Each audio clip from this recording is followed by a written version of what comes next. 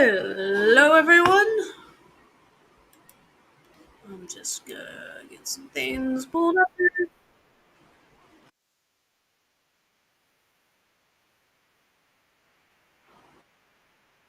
Make sure we got sound. We do.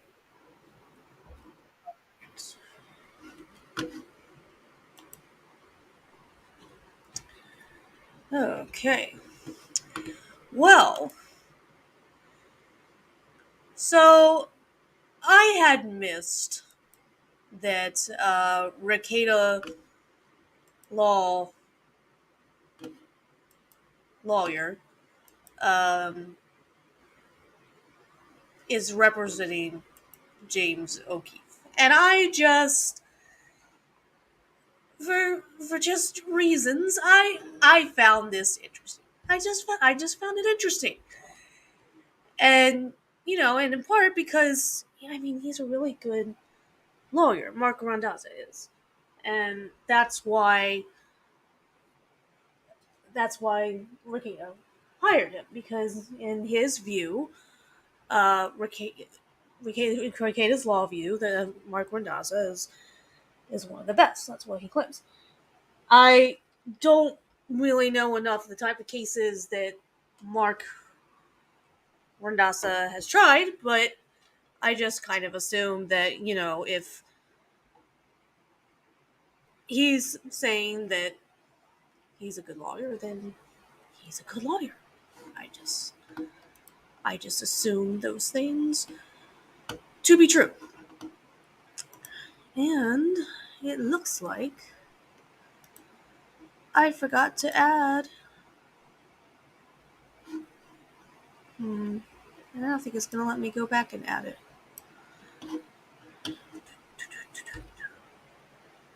I tried to have there we go. Rumble. I tried to have Rumble on here. Okay. Rumble should be live as well. So, anyway, I noticed it, was surprised that I had missed it. I'm assuming there might have been some other people that discussed the issue and were not surprised about it. What I kind of hate is that I like Mark Randazza, I like Rekieta Law, but I also like O'Keefe. And my big thing was is that I don't know what to vote. I don't know what to vote for now.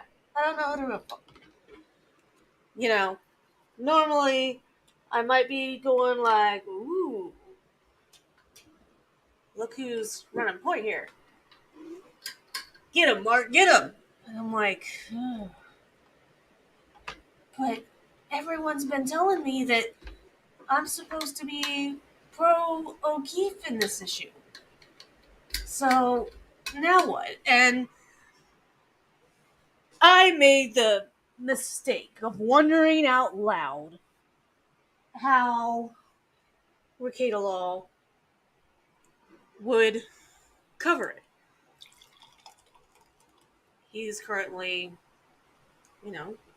as currently his lawyer as well, and he's been publicly supporting James O'Keefe, and he can publicly support whoever he wants. Like, whatever. I don't necessarily care. But apparently, it was a stupid question of me to ask whether to ask the question that I asked. Let me get this pulled up here. And what really struck me as funny is that Rekieta Law even bothered to answer. So, looking at the filing in the Project Veritas lawsuit versus James O'Keefe. How did I miss the Rekieta's lawyer's lawyer Mark Randazza representing Veritas? So will this keep Pope No silent on the issue? I like both James, Mark. This sucks. Might do a live on it later. I mean, who am I supposed to root for in all this? Might go live and review the lawsuit. Why would anyone of mine rely on a case I am doing for another client? That's not a requirement of my engagement. You're not required to claim loyalty to me in order to be my client. Not what I was saying at all. But okay. I wasn't making note of that to say that Randazzo would try to shut him up. Although I could understand why you might not want a client being critical of your representation. Like, it makes sense to me. To me, it's not I was not asking a stupid question. I wasn't asking a question that should make anybody mad. But apparently, even Rekieta was annoyed by it. I'm on vacation. I look at the stupid phone once per day just to remember why I stopped looking at it. So, in other words, my question is dumb. And my curiosity about how he might approach the issue is without merit, and and then of course you have the other comments. Or is it Nick as a client to defend his right to run his mouth? I was like, I get that. And somebody else is, why the hell would Racket stay silent? He's not working the Veritas / O'Keefe case. There's no confidentiality you must keep. He'll comment if it's interesting or meaningful. Okay. Thanks for letting me know.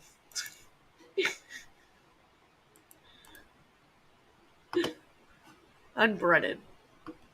Sketchosaurus are unbreaded. Like that tweet. I mean,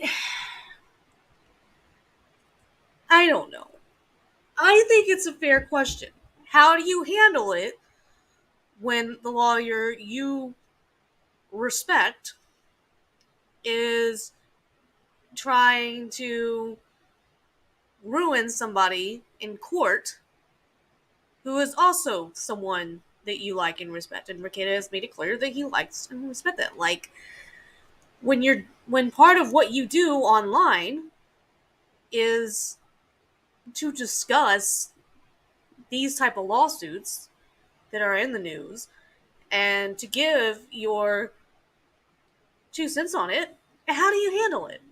That's essentially what I'm wondering.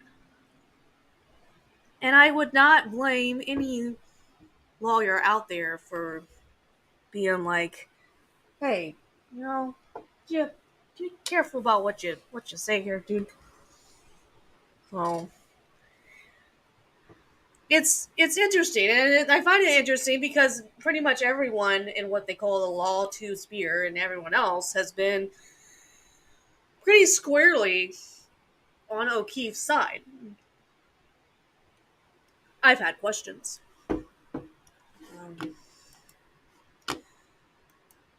And I'm also curious about what would have happened if James O'Keefe had engaged him first, Mark Randazza. I mean, is it basically come down as like, well, whoever hires me first, whoever pays me first, that's who I'm gonna represent? I could totally see them taking that approach. Or he's doing it because he truly believes that they have a case. And I've got some questions. I have questions. And it's okay to have questions and wonder whether or not James O'Keefe might be as innocent in all of this as what he wants to believe. So let's start here first with the the website here for Project Veritas. And let's look here at what they're kind of saying about everything, about certain aspects of it.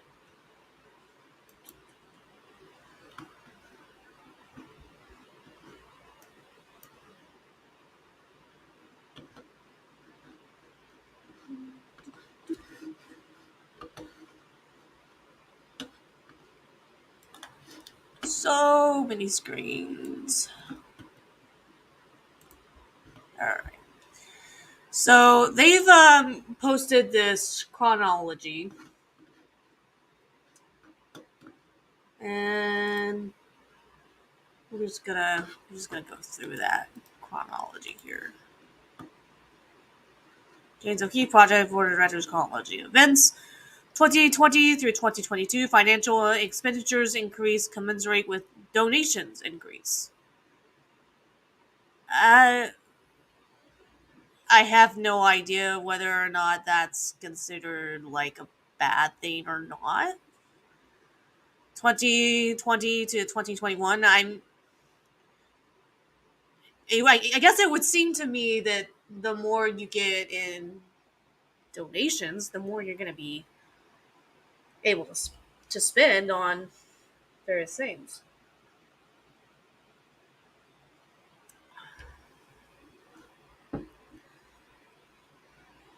So 2020 through 2021, remuneration of personal expenditures were forced via various attempts, i.e., CFO refusal to sign paperwork, IRS guidelines provided by outside counsel, and collaboration with executive assistant to reimburse Project Veritas as part of resolving issues.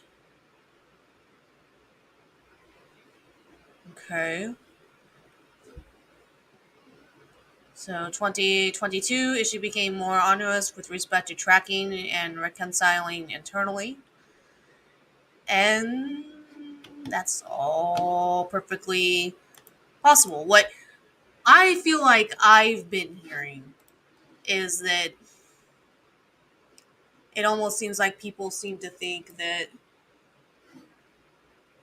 James O'Keefe should have been allowed to kind of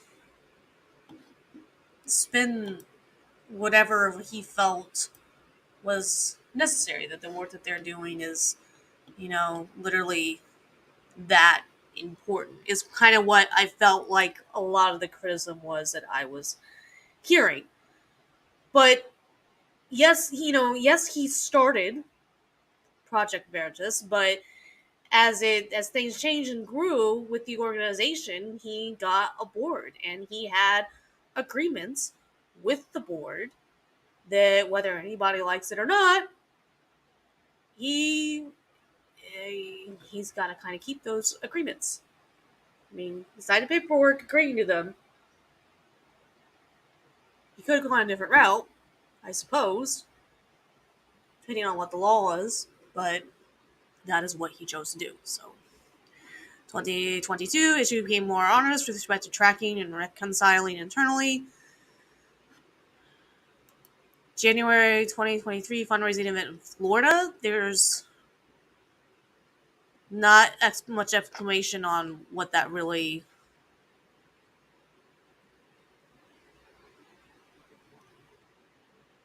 Hmm,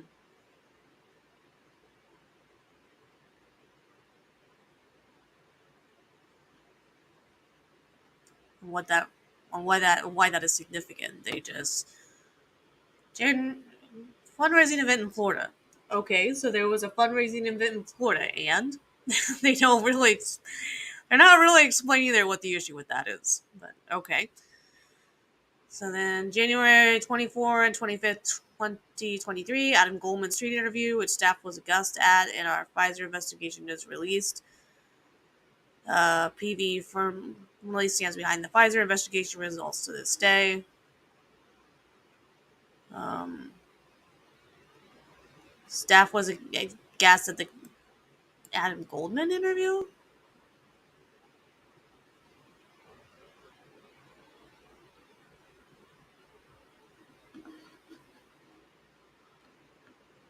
I'm kind of trying to understand exactly.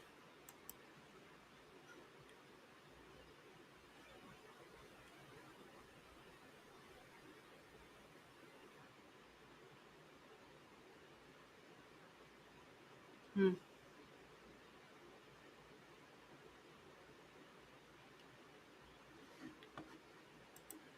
Okay.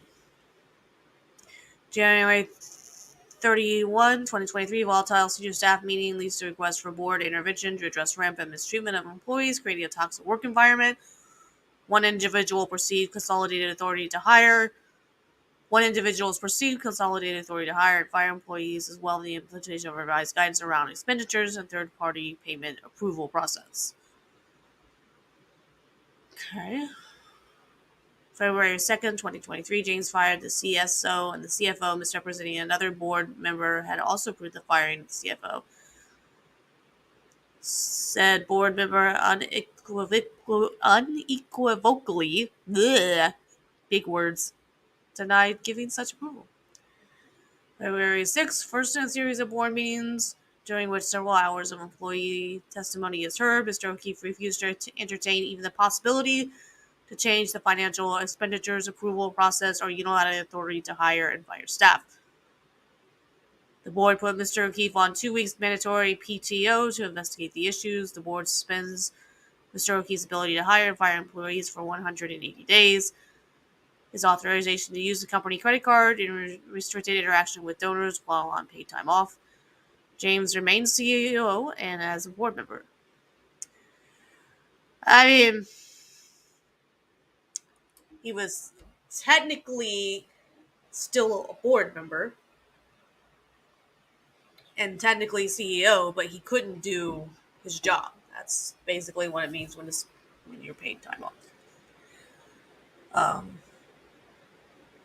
but to me, it's like someone does that to me, and I'm probably going to view myself as good as fired. But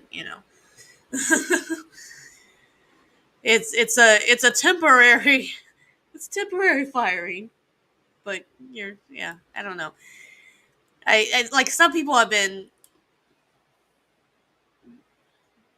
taken issue with this whole idea. It's like, well, they're saying he's not fired, but he basically can't do his job at all. Like trying to say, well, essentially, what's the difference? So, well, he's still getting paid, so when you're officially fired, you don't get paid. So I guess that's the difference for y'all. Anyway. So yeah, I mean he's still CEO. He just couldn't do. He was just restricted from doing his job until the investigation was completed. So yeah.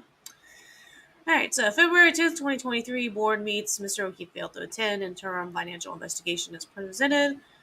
Mr. O'Keefe is suspended from the board and without pay effective upon the expiry of his PTO on February 2023, pending the results of an investigation by external third-party auditor.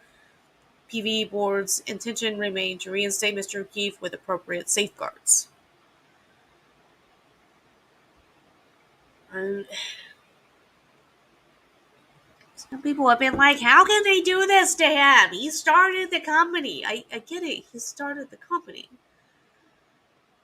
But once you agree to having a board in place, the board has certain powers and certain authority to do things. And my understanding of the way it works is that sometimes I guess the board kind of can override whatever the founding person was. You know, you become just one kind of cog in the wheel. And if he didn't want a board having that kind of authority to tell him what he could and could not do, then he should have put the company together differently and not have had a board. I mean, that makes sense to me. But I'm not a lawyer. Maybe there's something here about the law with nonprofits and boards that I don't understand. But once you have a board, you're no longer a one-man show. You might kind of be the face of the company that everybody is familiar with, but you're no longer a one-man show. And they can make rules that you can either follow or you're not in the company anymore. It's pretty much that simple. So, there we go. That's my 2 cents on that, I guess. February 16th, 2023, Mr. O'Keefe sends an email demanding the resignation of most of the officers and all the board members by February 17th, failing which he would not return to PV absent his continued unilateral control without the implementation of anticipated safeguards and personnel management changes. I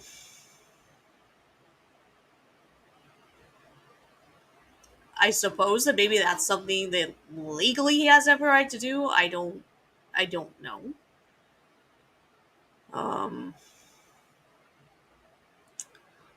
But maybe that isn't the case. Maybe a board has more authority than him, despite the fact that he founded the company.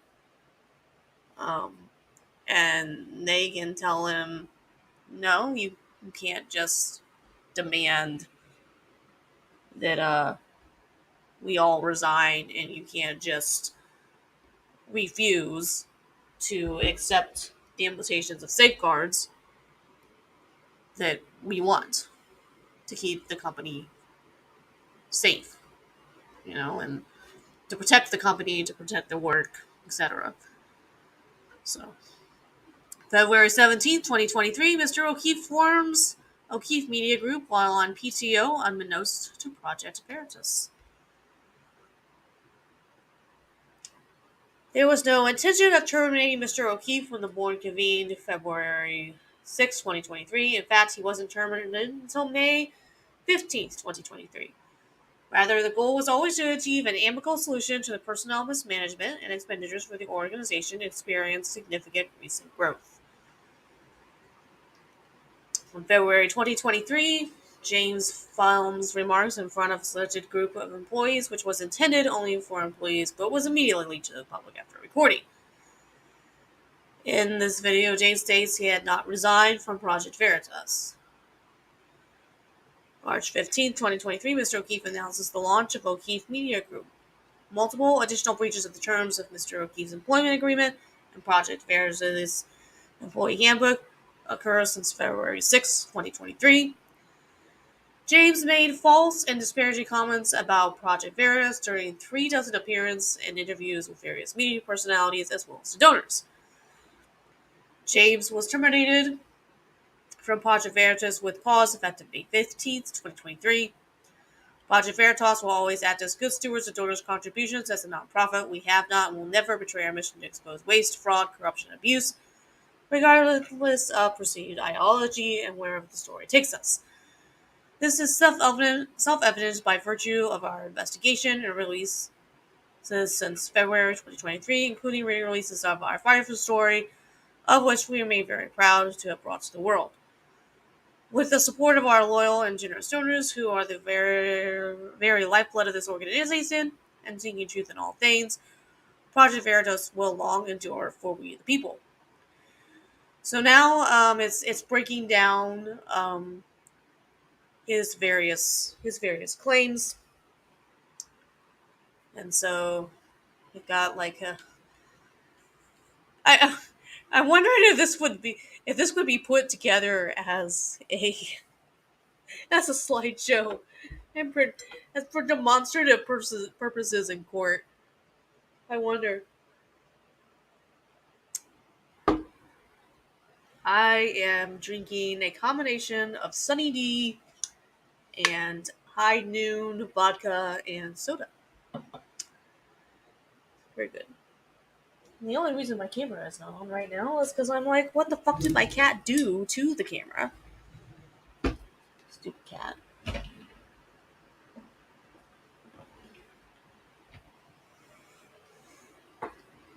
He knocks everything off.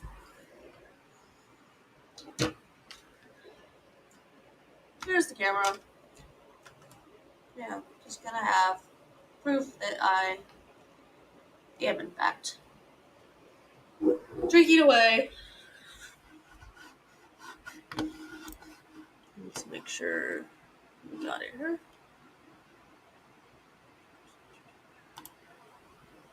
All lined up nice and pretty. This is me.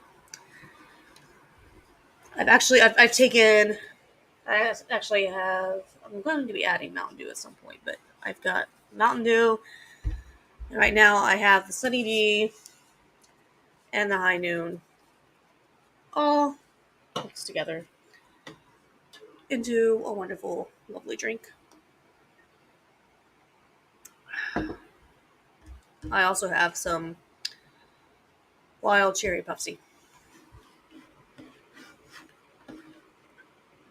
So O'Keefe suggested he was ousted by a compromised board for releasing a viral story on Pfizer in January. Reality, Pfizer played no part in the decision of the board concerning O'Keefe. Board action was instigated by O'Keefe's violation of company bylaws. And, I mean, and again, here's the thing. Even if he started the company, he still has to obey bylaws. And I'm just wanting to reiterate this because some of the commentary that I've been seeing, it just seems like people don't understand that.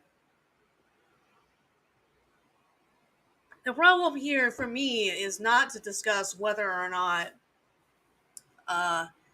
he may have whether or not what kind of authority the board has, whether or not they can do any of this, but rather whether or not they're telling the truth and he did violate any laws.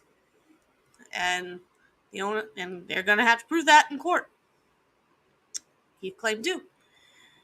James O'Keefe claims the company never paid for my wedding. I've never been married. Reality. When his wedding was canceled in 2020, O'Keefe exploited company expenses policies to receive a refund for non-refundable wedding deposit of $12,557.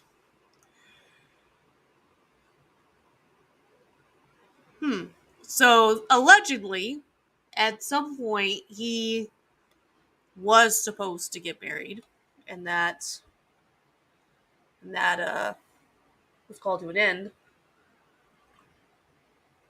in 2020. So Keefe exploited company expense policies to receive a refund for a non-refundable wedding deposit. But expense policies, how can, if it's a policy,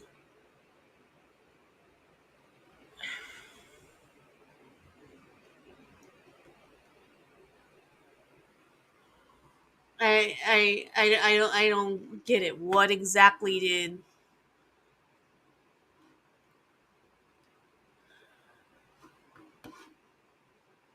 I'm trying to understand how he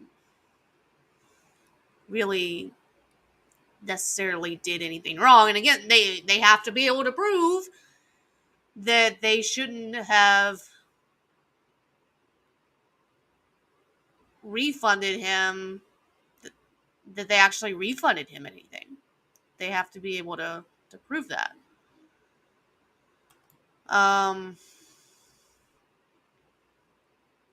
So yeah, that should be interesting.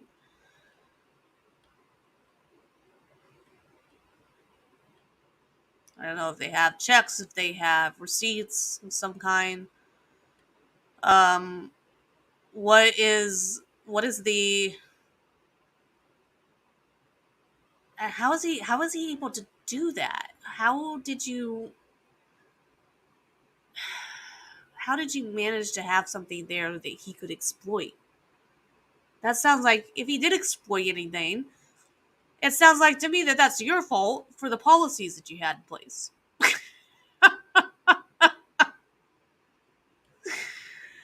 I mean, and I don't know. That's just kind of a weird thing that he somehow managed to exploit anything. I don't know. It'll be interesting. It'll be an interesting thing for them to try to prove. James O'Keefe claims I never paid attention to who was on my board. Reality, O'Keefe handpicked all current board members with personal relationships spanning decades. Um, Again, that's. I guess that's something. I guess that's something that they're going to want to try and improve in court. I guess text messages, letters. I don't know. Minute meetings where he was like, "Oh man, dude, I've known you for 20 years. I'm just so happy to have you on the board." O'Keefe claim number 4. James O'Keefe claims there's defamation out there saying I violated bylaws. Reality, O'Keefe broke company bylaws by firing their CFO without board approval. O'Keefe then lied, stating the board member provided the consent necessary for CFO termination. Again, if they can prove that claim in court, then that's a problem for O'Keefe. And just because he founded the company doesn't mean that he is not subject to those bylaws. You can't just ignore them and do whatever he wanted. At some point in time, they put a board in place. He agreed to the bylaws. He has to follow them.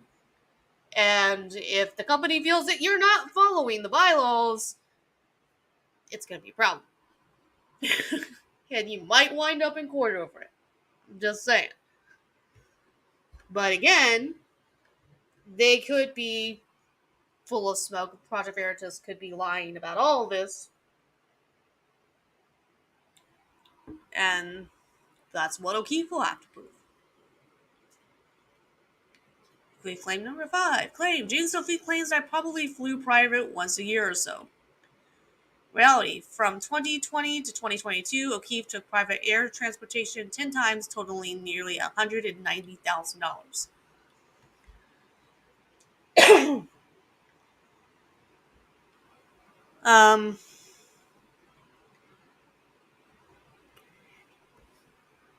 It's going to come down to why. Why was he needing to take the private air transportation? How much of it was related to his duties as being the face of the company, as being the one who had to go out and talk to these heavily hitting donors and tell them, hey, we're exposing XYZ and you need to give us money to help us do it.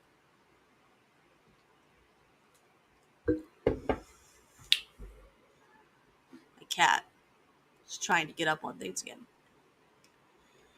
O'Keefe claim number 6. O'Keefe claims his use of black car services was basic economics because his time is precious.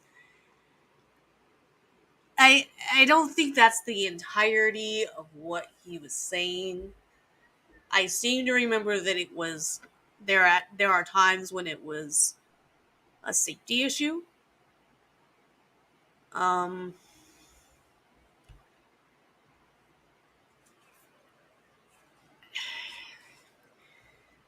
This one's a hard one for me. I don't know at what point a company can say,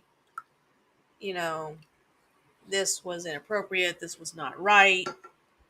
He shouldn't have been spending that much on specialty vehicles. They're calling it black car services. And what I think it is that it's vehicles that with tinted windows, maybe some other specific enemies. Like, who knows, maybe in the back of it, you've got like a mini fridge with stuff in it or something. I'm assuming that you have a private driver all that good stuff.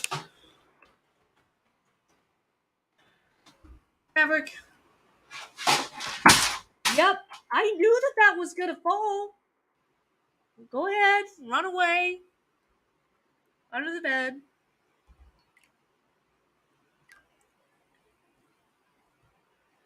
It's your own stupid fault.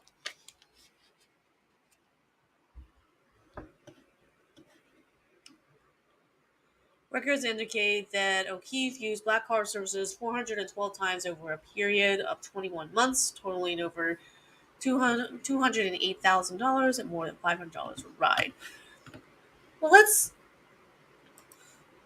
people have been mocking them, complaining about black card services, but let's see exactly what. Let's see if we can find out what black card services are. What is black car service?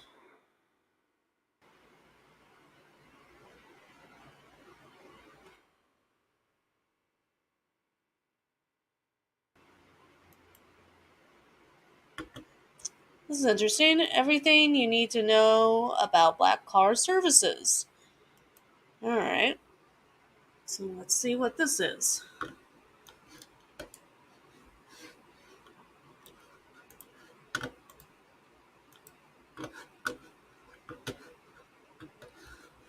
Put this on the other screen. So I can really think. Okay. Everything you need to know about black car services, directions, traffic, unfamiliar roads. There's a lot that can be stressful about driving, especially. Let's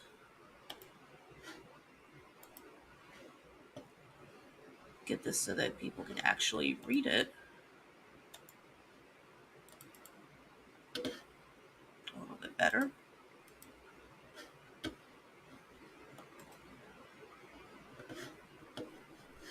Just a little bit better. Okay.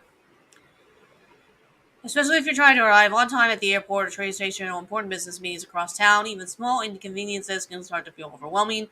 Stress even builds if you're simply driving between locations on a special day or for a special occasion. These situations all have something in common. It isn't just about getting from one destination to another. The way you get there matters too. Black car services are a wonderful solution to ease the stress of road travel, and they have other benefits too. Here's everything you need to know about black car services. Black car services provide scheduled ground transportation of high quality, well maintained vehicles driven by a chauffeur or professional driver. A limousine is an example of a vehicle frequently used in black car services, but chauffeurs also provide transportation services in sedans, vans, and party buses. In fact, most companies that operate black car services have a fleet of vehicles they can offer customers to meet each individual's needs and preferences. Black car services are different from other vehicle services such as taxi, rideshares, and public transportation. The services are arranged in advance with personalized attention given to dates, time, number of people, and even occasion. More than just a car and a driver, black car services are customized experience to help you reach your destination. Silk Road Transportation is a top-rated local family-owned and operated transportation company that offers black car services for almost any occasion. Blah, blah, blah. When do most customers use black car services? Truthfully, you can book black car services whenever you want to leave driving to someone else, but there are situations, occasions where a professional driver is particularly useful and enjoyable. Many businesses prefer black car services for transporting important clients, maybe visiting from out of the area, for guaranteeing groups of employees can make important meetings across town. These corporate transportation services provide reliable, comfortable, and quality transportation. So reliability, relaxation, driving is stressful. You can relax on one of our professional drivers show for you to get desired location. If you're traveling with friends, coworkers, or family, you'll be able to talk, do business, or just spend quality time together while you're on the road. As an added bonus, you won't even have to worry about parking. Our vehicles are incredibly comfortable, no cramming into a family van, standing up, blah, blah, blah, yada, yada. Door-to-door service. We can help you with your arrangements and customize amenities for your travel. I wonder if he would really do a picnic lunch. He might want to have beverages available. I could see him doing that. Safety is always our top priority. You gotta go strict management. So that's what that company has to say.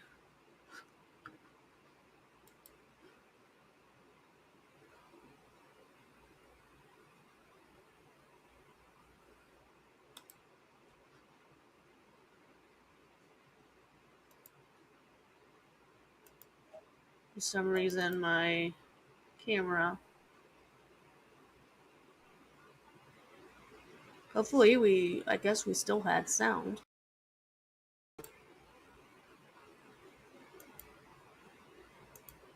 Hmm.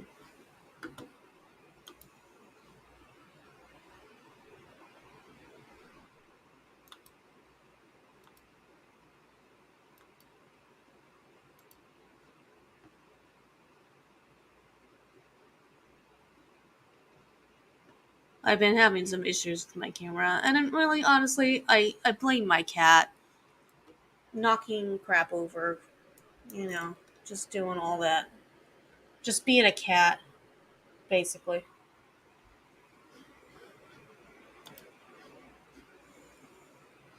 I'm not sure I'm going to be able to get it fixed.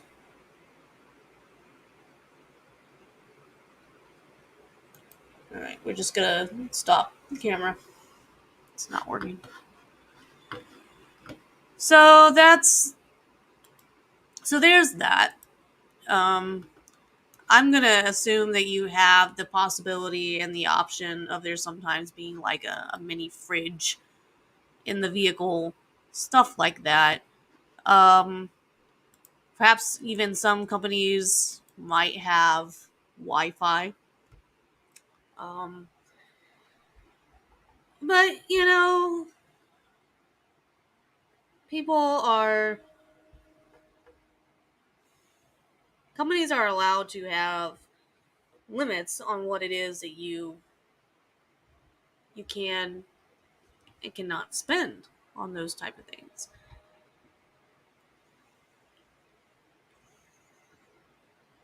I don't know. I don't know if it is just basic economics or not. I don't know. Um, I'm I'm kind of if he's wanting to use them every single time he said he went to the grocery store, then a company might say no, we're we're doing it and we're paying for it when you're on your way to meet a client, when you're having a business meeting, maybe when you're in the process of trying to film something. But if you're just going out to McDonald's, we're not providing you with a special vehicle. 412 times. I mean, it's a lot. Um, but from what I understand, he does spend a lot of time traveling. So I don't know. I mean, again, they're going to have to prove that somehow that was excessive, beyond the scope of what he should have been doing. That sort of thing is what I'm guessing that they're going to have to prove. O'Keefe claim number 7. James O'Keefe routinely claimed he was terminated from Project Veritas in the months leading up to May 15th. Reality, on February 6th, O'Keefe was placed on temporary suspension pending an internal investigation. He was terminated for cause for Project Veritas on May 15th. Project Veritas is facing many challenges that are familiar to growing organizations. We are making major changes internally to the nature of our past interpersonal and managerial issues. We are committed and ever to producing great journalism that exposes the stubborn false narratives plaguing our society. So we're going to look at the lawsuit here in a second, but one thing that I kind of wanted to point out is a very vast difference between their website and the quality of the website.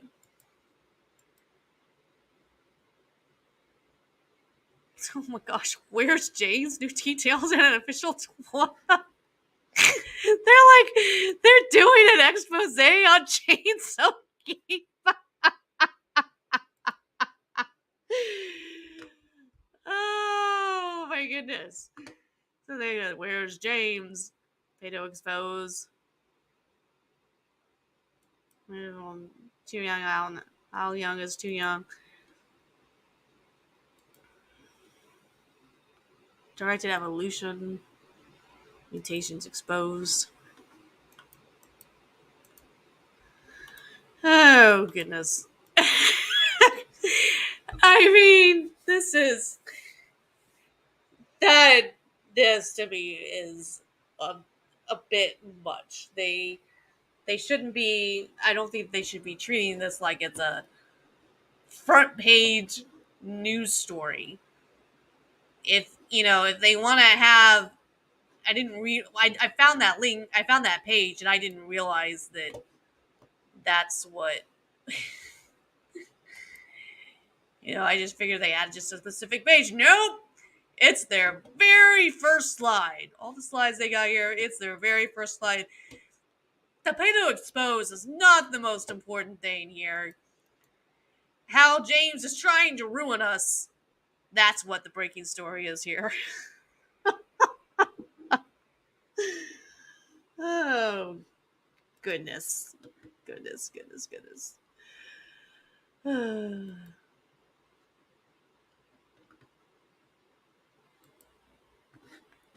So, that's interesting.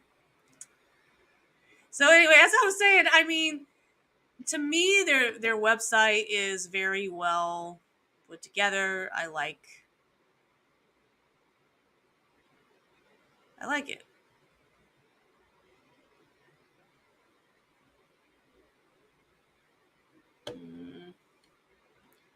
This could be set up a little bit better.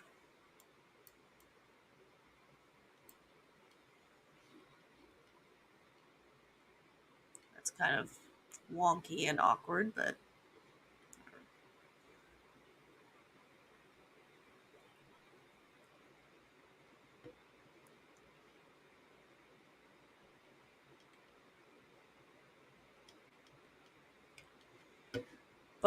then you go to James O'Keefe's new website.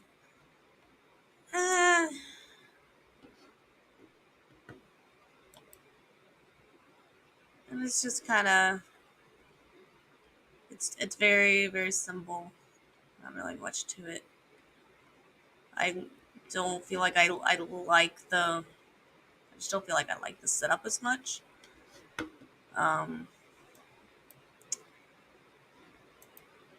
You do have the tab right there, so the breaking stories.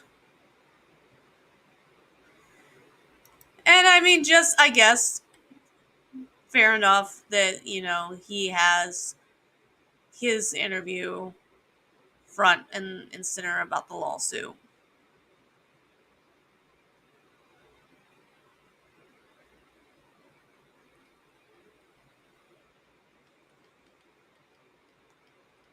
So,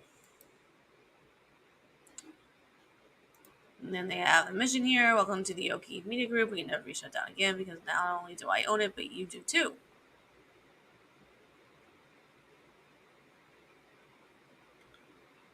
I'm a founding member to not only promote our vision, but to sponsor the work of our hardworking journalists.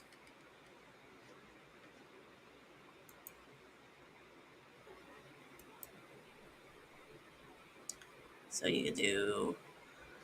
There's the options. I guess I just didn't feel. I don't know. Like it's missing something to me, and it doesn't feel as sleek to me as what Project Veritas website is.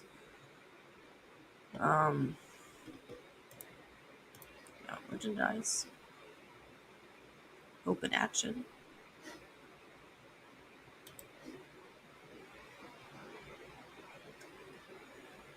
So I'm wondering if this is no longer, if it's not considered a nonprofit any longer. I'm assuming that he's no longer going to have a board of directors that he's forced to deal with. So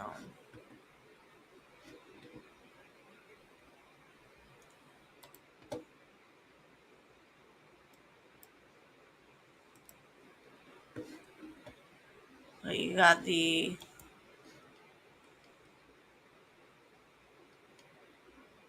let's see if it's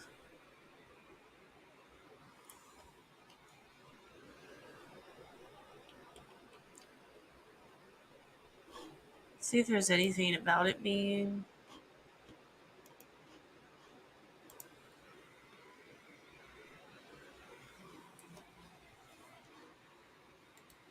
I guess I'm gonna want something that I'm just because I'm just curious. But it's kind of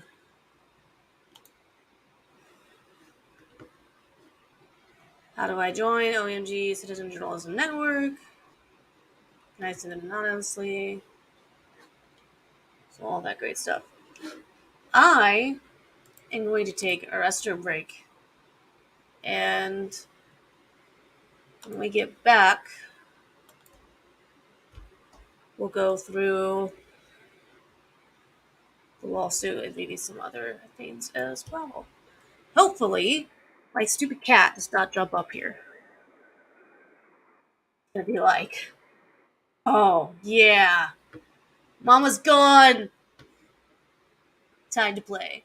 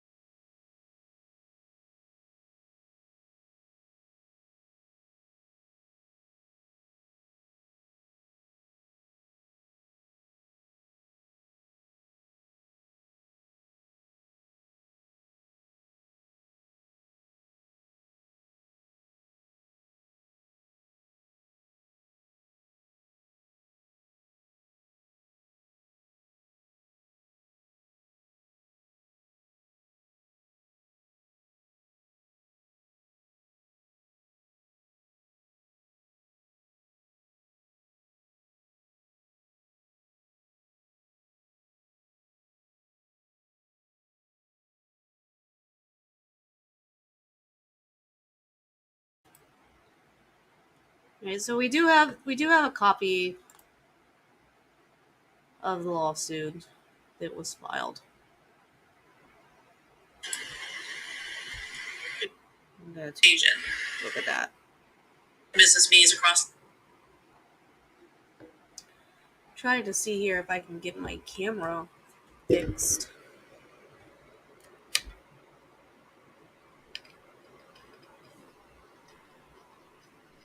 Up and running again.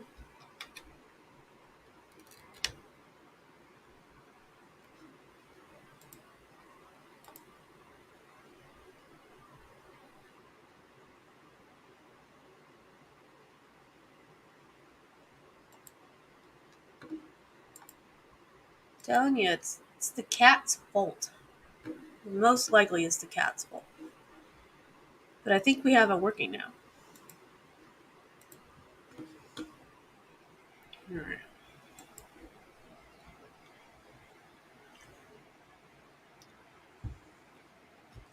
Let's add some Mountain Dew to this here. So we've got Mountain Dew, High Noon, vodka and soda, and still got some Sunny D left here. What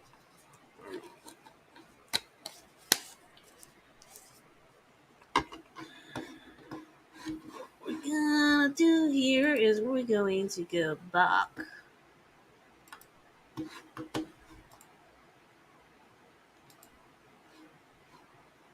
to the Project Veritas because I did see a filing here, but I don't think that they included everything.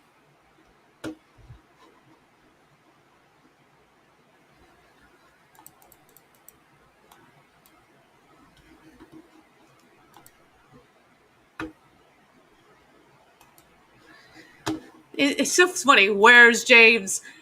Apparently, they don't know where James is at. Are they having problems serving James? Like, it's so strange. Okay, so it's 70 pages long, but part of the reason why it's 70 pages long is because they did want to show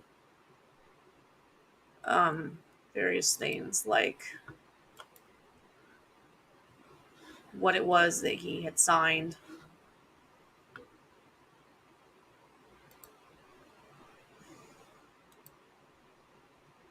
That's not even enough.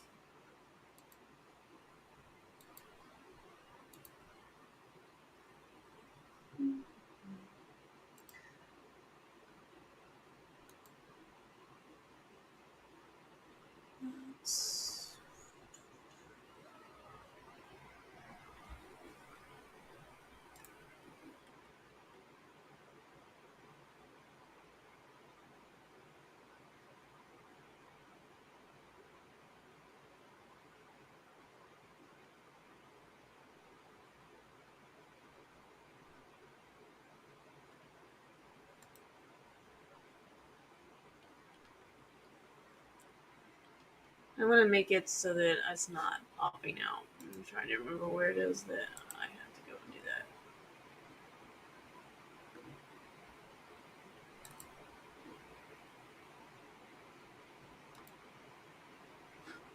do that. Because it's making it too hard for anybody to be able to read.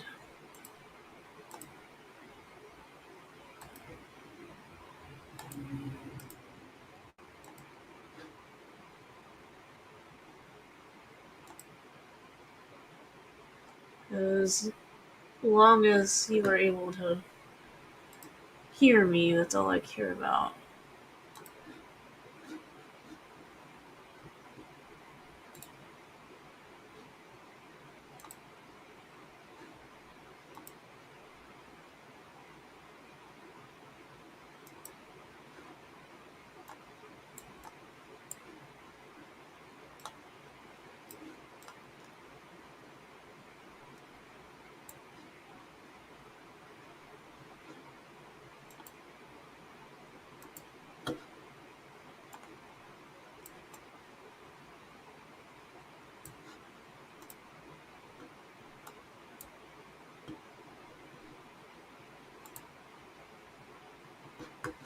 Okay, and so let's make this bigger.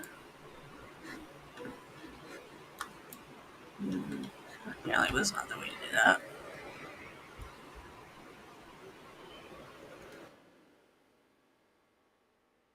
We are professionals here, people.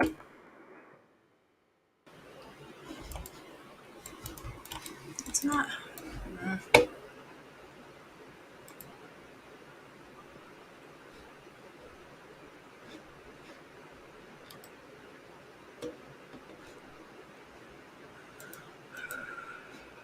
Okay.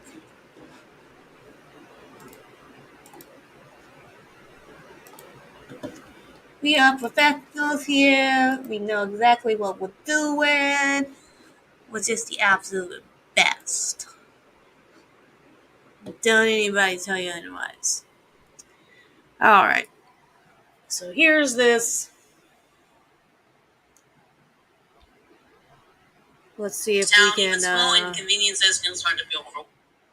We can get an idea here of what they're claiming.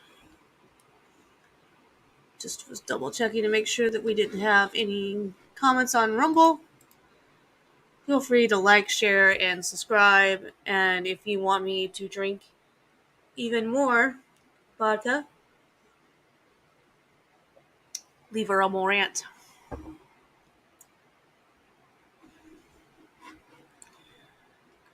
Being known as founder of an organization does not entitle that person to run amok and put his own interests ahead of the other organization. Something that I keep trying to say that people do not seem to be understanding, but whatever. Defendant James O'Keefe failed in his duties of plaintiff Project Veritas, causing serious significant damage. O'Keefe must be held accountable, as must the organization O'Keefe created, Defendant Transparency One, LLC, DBA, O'Keefe Media Group, for suborning his violations. Big words here. Similarly, two individuals formerly affiliated with plaintiff defendants R.C. Maxwell and Anthony Iatropoulos breached their own contracts with plaintiff for the benefit of OMG. Plaintiff Project Veritas and Project Veritas Action Fund by their attorneys allege as follows. Plaintiff Project Veritas is a non-stock corporate organization under the laws of the Commonwealth of Virginia with the principal places of business in Mamaroneck, New York. Good Lord. It is registered in New York as a foreign not-for-profit corporation. Foreign?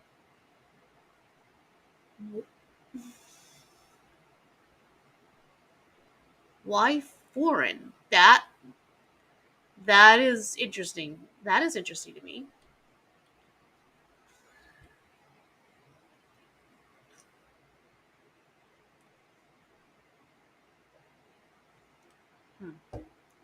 That's interesting to me. Plaintiff Project Veritas Action Fund is a non-stock corporate organized under the laws of the Commonwealth of Virginia with principal business in Mamaroneck, New York. It is registered in New York as a foreign not-for-profit corporation. Defendant James O'Keefe is a natural person and a citizen of the state of New York.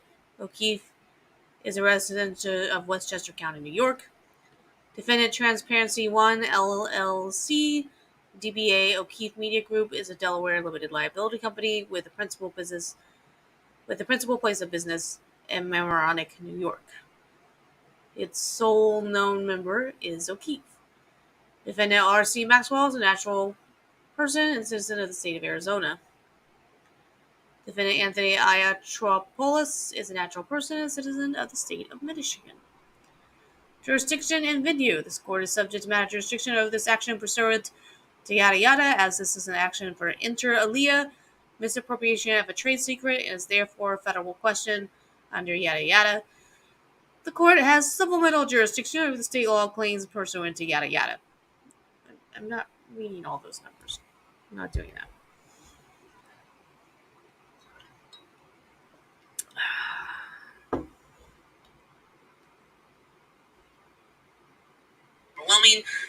stress even builds if you're simply driving. No one sound.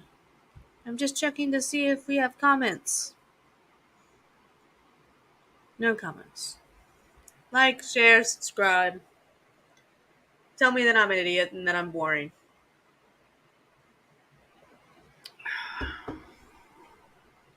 Tell me how I'm fumbling it. I don't really care. Don't care.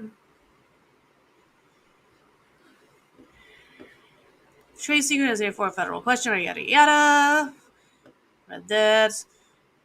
Number 8, the court has personal jurisdiction over Keefe and OMG because they reside in, do business in, and are citizens of the state of New York. And the courts therefore have jurisdiction over him per yada yada.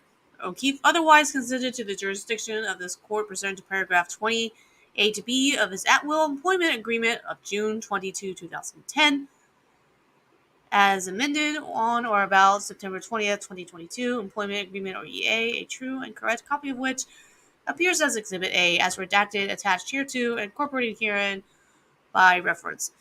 And that's what I'm really interested in reading about this, because employment agreements, I mean, once you sign that, you don't follow it at your own peril.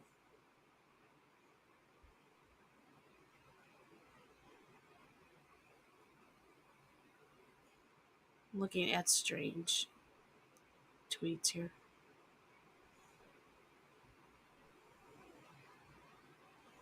Okay.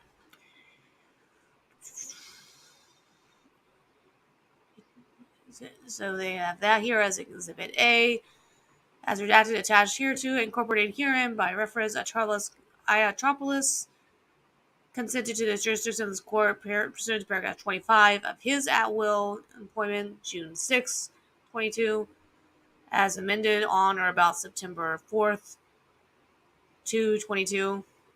I am curious about why he signed it on June 6th, and within several months it was amended again. It's kind of... I'm wondering about the reasoning behind that. A true and correct copy of which appears to be as redacted, attached hereto, incorporated herein by reference. Maxwell consented to the jurisdiction of this court pursuant to paragraph 27. He signed it in November of 2021. However, there's no mention that he ever had to have his amended. Huh. I wonder if that... You never know. Maybe this will be something that is important. Maybe it completely won't be. I don't know. Maybe there's a lawyer out there that will say, yes, it matters. He never had to have it amended. Venue is proper in this district pursuant to 28 yada yada yada, as Keefe and OMG reside in this district, and a substantial part of the events and omissions giving rise to the claims raised herein occurred in this district. O'Keefe otherwise consented to venue in this court pursuant to paragraph 28B of the employment agreement. Similarly, Iatropolis and Maxwell consented to venue in this court paragraphs yada yada of their respective agreements. Pursuant to paragraph 23B of the employment agreement, Project Veritas may proceed in the court and exempt from arbitration, as this as an action to seek preliminary and final injunctive relief to enforce the restriction and obligations of the employment agreement, and to restrain actual breach of those restrictions and obligations, and may therefore pursue in this court any and all additional remedies available in law. Notwithstanding the arbitration provisions of the employment agreement, the materially identical provision appears at paragraphs 25 and 29 of the Iatropolis agreement and Maxwell agreement, respectively. Okay. Facts given to rise to complaint. Now we're finally getting to the meats and potatoes here. My God, Rendaza, we had to have so much crap in between it all. I'm kidding, Mark. Love you. Project Veritas and Project Veritas Action Fund are 501c3 and 50c4, respectively, not-for-profit corporations formed under Virginia law with headquarters in Westchester County, New York. Both organizations engage in investigation and reporting aimed at exposing corruption, dishonesty, self-dealing, waste, fraud, and other misconduct of both public and private institutions.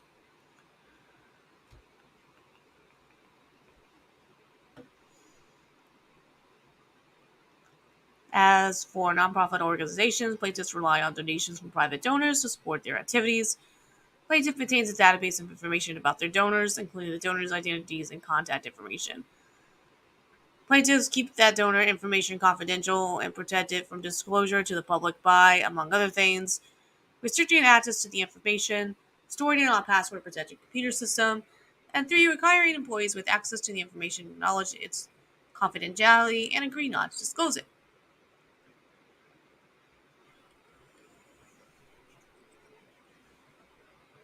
Okay.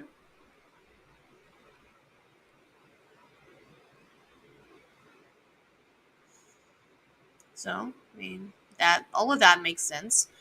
James O'Keefe founded Project Veritas in 2010. He was, through his separation, the chief executive officer of Project Veritas, president of Project Veritas Action Fund, and a member of the board of directors of both organizations, though he was suspended yet not removed on February 6, 2023. The employment agreement. All right, here we go. On June 2010, O'Keefe entered into the employment agreement with plaintiffs, with the operative version being the employment agreement as amended on September 20th, 2022, which O'Keefe and Project Veritas signed on September 30th, 2022. As part of the employment agreement, O'Keefe agreed to certain terms and conditions both during and after the terms of his employment.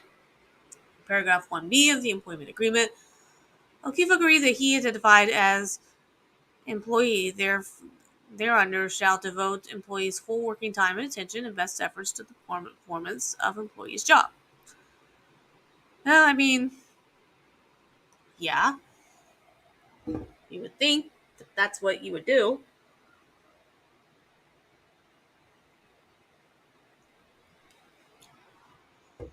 That's a pretty standard agreement at any job. In paragraph 10A of the employment agreement, O'Keefe agreed that Project Veritas shall be the sole owner of any and all rights in and to results and proceeds of employee services to Project Veritas, and it shall have the sole right to use, exploit, advertise, and exhibit the foregoing in any and all media, whether now known or hereafter devised throughout the world in all languages as Project Veritas, its sole and unfettered discretion shall determine. Employees agree that anything created by employee in connection with the services employee provides to Project Veritas shall belong exclusively to Project Veritas and not to employee, including but not limited to any and all video, film, photographs, negatives, video footage, images, rendering, audio, video work, audio recordings, multimedia works, music, reproductions, performances, digital media works, still images, and or other images or footage, documents, papers, writings, both published and unpublished, written work product, including drafts, designs, inventions, patents, trademarks, copyrightable materials, ideas, intellectual property, trade secret, created concepts, including all compilation collections or other work product created within the scope of or in the course of the employee's employment with Project Veritas, and employees' performance pursuant to this agreement, and derivative thereof, and the like. So, wow.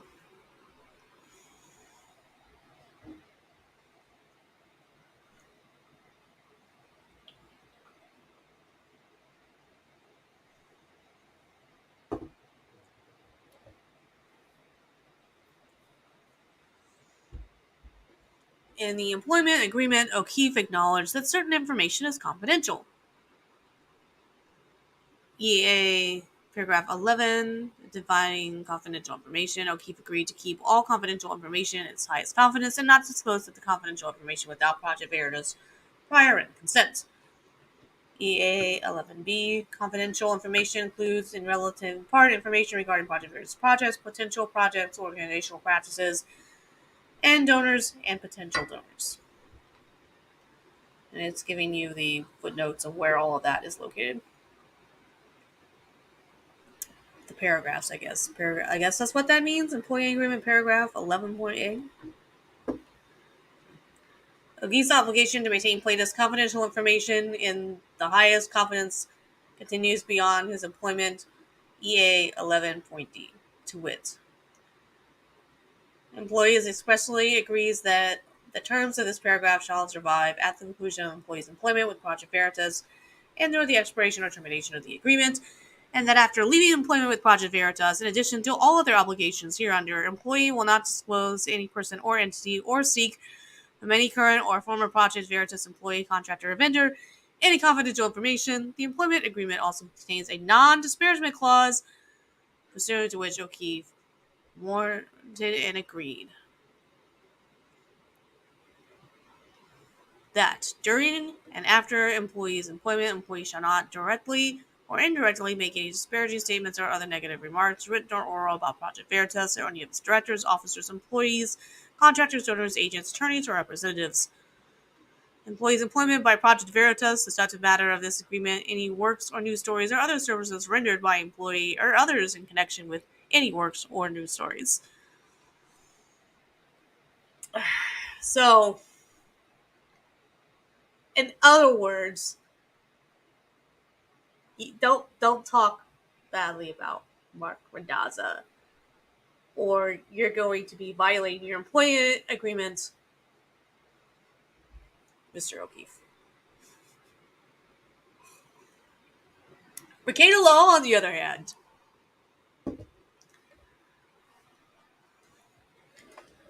could do so, and of course, anyone who does so is doing on their own accord and not on O'Keefe's behalf.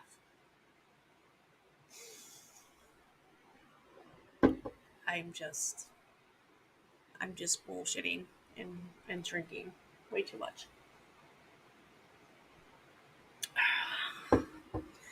That would be my concern, though, is that people might try to accuse Rekieta of doing that. But I mean, I guess that wouldn't be an issue. No.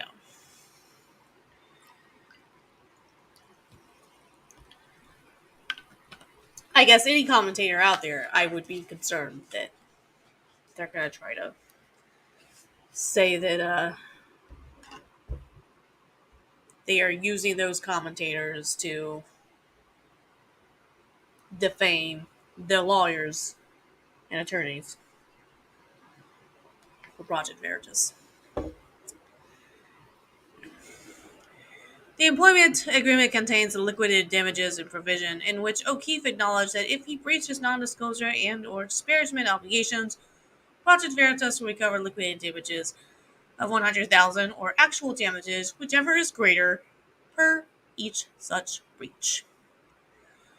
23. The employment agreement also prohibits O'Keefe from engaging in outside activities that would interfere with or hinder his work with Project Veritas, especially in Project 15 entitled Prohibited Outside Activities. O'Keefe agreed that he would not engage in any activity, whether as an employee, contractor, volunteer, or in any other capacity for any person or entity other than Project Veritas, that will or is likely to hinder, interfere with, or prevent employee from devoting employees' full-time attention and best efforts to employees' work with Project Veritas.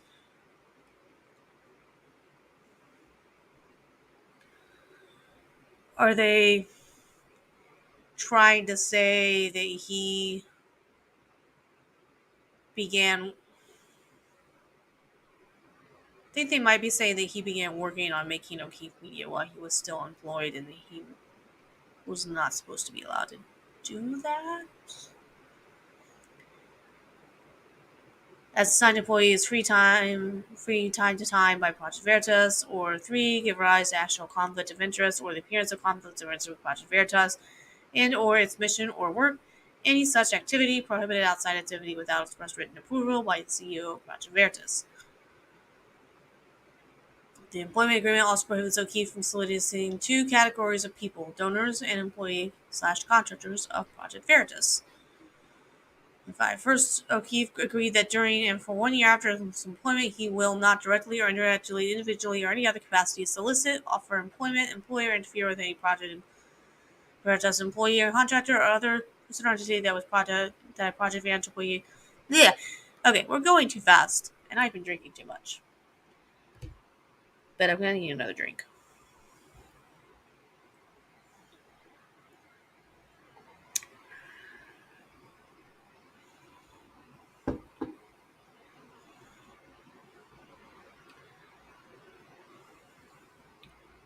To our 8 viewers on Rumble, welcome. Thank you. Now, leave me a super chat. Leave me a Rumble's rant. And let me know whether or not you think I need to add more vodka and soda. Telling you, I've already had too much to drink. I can't even pronounce soda right. Soda. You know, that's just what we're calling it from now on. We're calling it soda.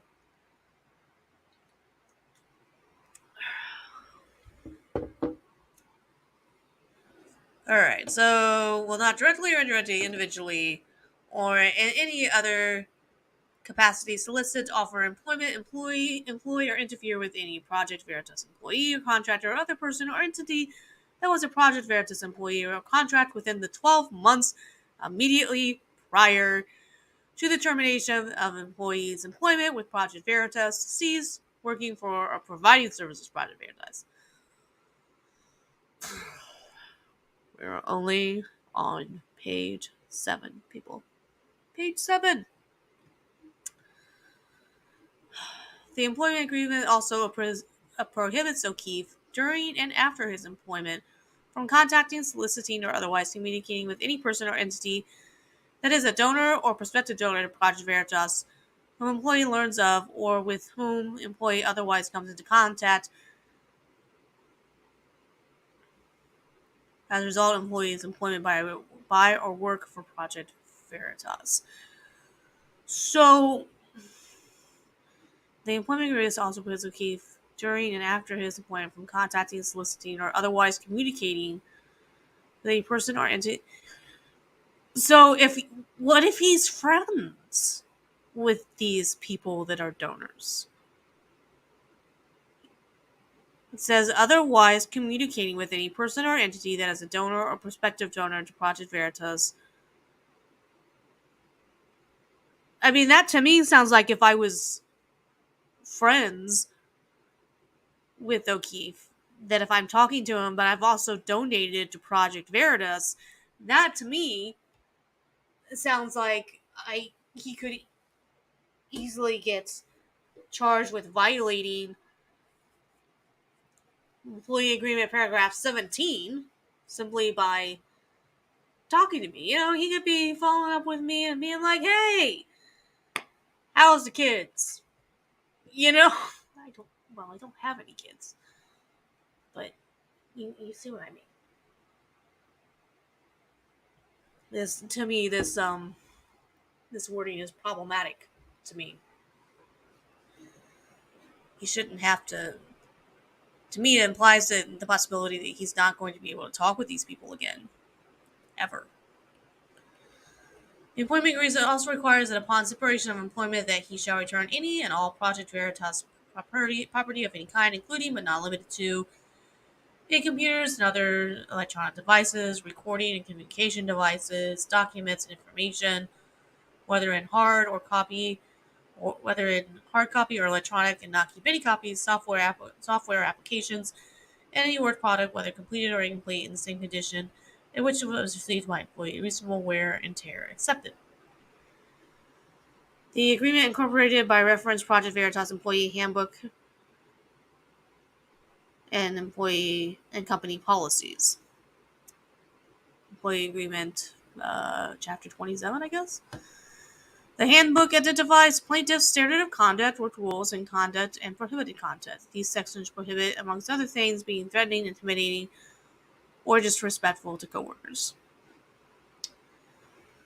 Alright, so B, plaintiff suspends O'Keefe pending the completion of investigation into his alleged misconduct. During O'Keefe's employment, the board became aware of serious allegations by Project Veritas employees about incredibly troubling workplace and financial misconduct by O'Keefe. For instance, Project Veritas board of directors heard allegations that O'Keefe routinely behaved unprofessionally during team meetings, including by screaming at coworkers and belittling them and their contributions to Project Veritas. O'Keefe was alleged to have particularly targeted female employees with mean-spirited comments about their lack of contributions to the companies and inappropriate comments about personal situations like pregnancies. Employees alleged O'Keefe had strained relationships with several donors because he was routinely late for meetings and rude at VIP events designed to give donors extra access to O'Keefe. I mean, to prove that, they have to be willing to have donors come in and testify, I would think, and say, yeah, this dude was a total jackass. And they're willing to do that, then that's a problem. For O'Keefe. But if they don't have anybody that will back that up, then that could be a problem for Project Veritas. O'Keefe also was extremely late for work meetings or canceled them at the last minute. According to the allegations, O'Keefe exhibited a general lack of respect for employees and his team.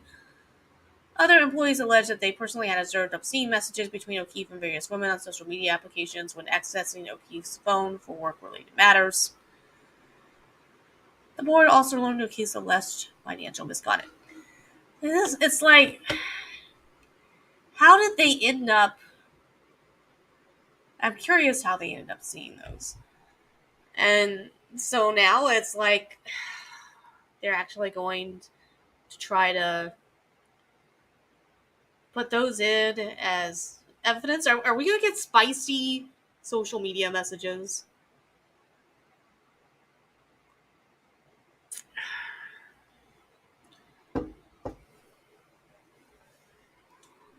That would be interesting if we had spicy social media messages entered into evidence.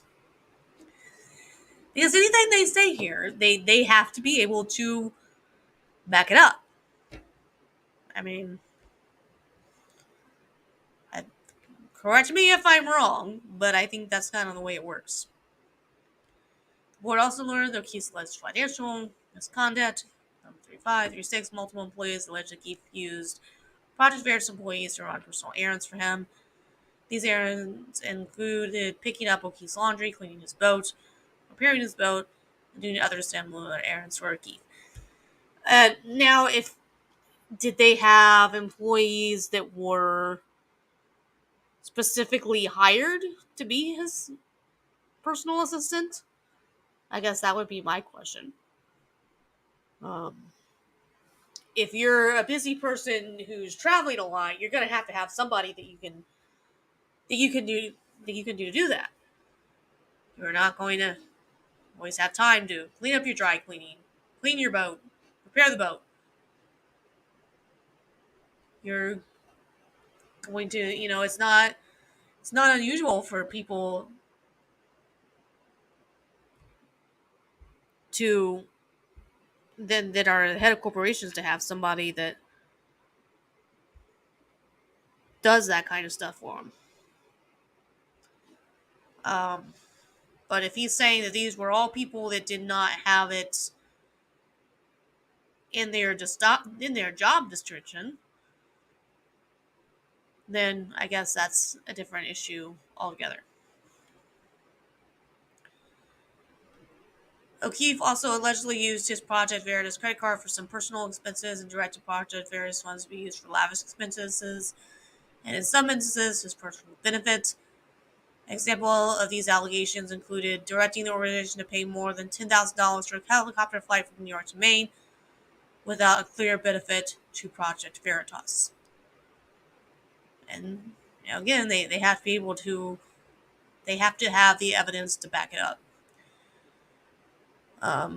Because just because you found an organization doesn't mean that you can go around taking that organization's money to take personal helicopter flights. Don't work that way. Directing the organization to pay for first class air travel for O'Keefe, even where the flight did not satisfy the organization's policy for approving first class flights. Using his project Veritas credit card for expensive hotel rooms and suites at luxury hotels without clear business purpose, when other employees on the same trip were required to stay in budget accommodations. Um, I don't know. I suppose there are ways that he's going to try to justify it. If he can, he can. If he can't, well, then that's another problem altogether.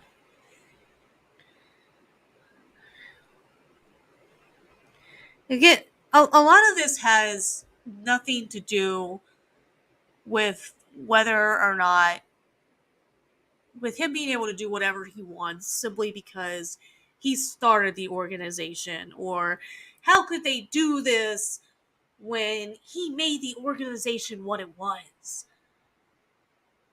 He had an employee agreement that he agreed to as this as and agreed to have a board of directors for whatever reason. They have fiduciary responsibilities. And they it's like having checks and balances. So if he if he can prove that it was a problem, then if they can prove that all of these things were a problem, then okay. But if they can't prove that he was acting in the way that they're describing, then they're going to lose the lawsuit.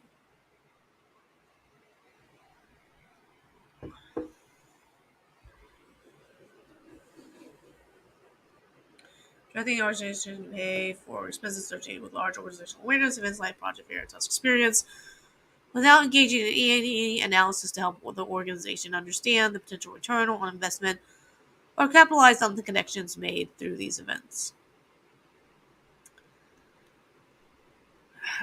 I mean, I would think that would be kind of an important thing to do. Um, like if I was a loan management project director and I was presenting the proposal to upper management, I know I would have to include an analysis to help the organization understand the potential return on investment and how we were going to capitalize on the connections made through these events. Just basically, hey, this is the outline of what's supposed to happen to the event. This is what we're going to be able, this is the seeds that we're planting going forward. This is going to be the payoff in the long run. If you're not doing any of that, and you're kind of supposed to do that as the one who's overseeing the project, then that's a problem. E. Causing the organization to pay for regular use of private car services, black cars, even to go relatively short distances in and around Manhattan, and then wait outside of restaurants for hours at a total expense of more than $150,000 over the past 18 months.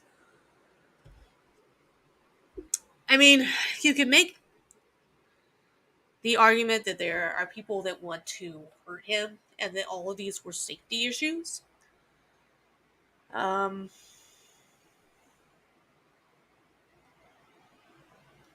I read a little bit, for those of you that missed it, I read earlier about what they mean by black cars. I've heard some people criticizing them over that description. Uh, basically it's hired drivers, hired specialized vehicles, and businesses pay a lot of money for that stuff for various reasons. 38. O'Keefe took upon himself without authority on February 2nd, 2023 to terminate the employment of Project Veritas chief financial officer, and O'Keefe admitted that he was the one who did the terminating. And we got video here.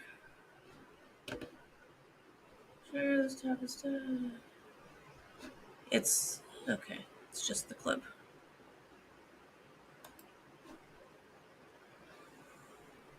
At least I think it's just the clip. It's the full thing. I'm not gonna play it. Oh, it's their entire 40-minute interview. Randazzo, why didn't you include a timestamp? Come on now. I'm just kidding. I love you, Mark. Mwah. I love you, Mark. All right. We're not gonna watch this. Ah!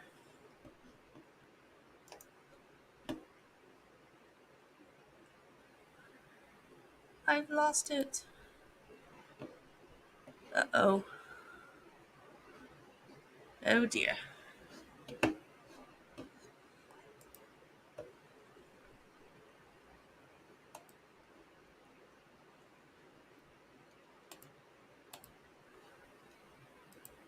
It closed out of that. It closed out of everything. Rude.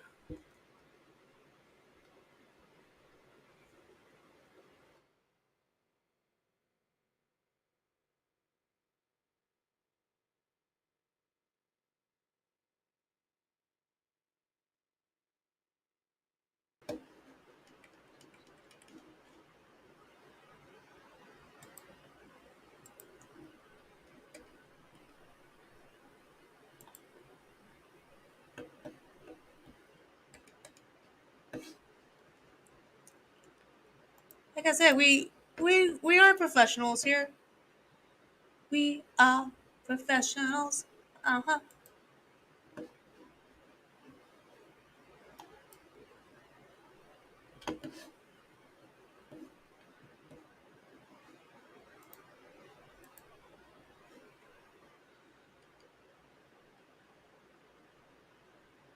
Let's see, where are we?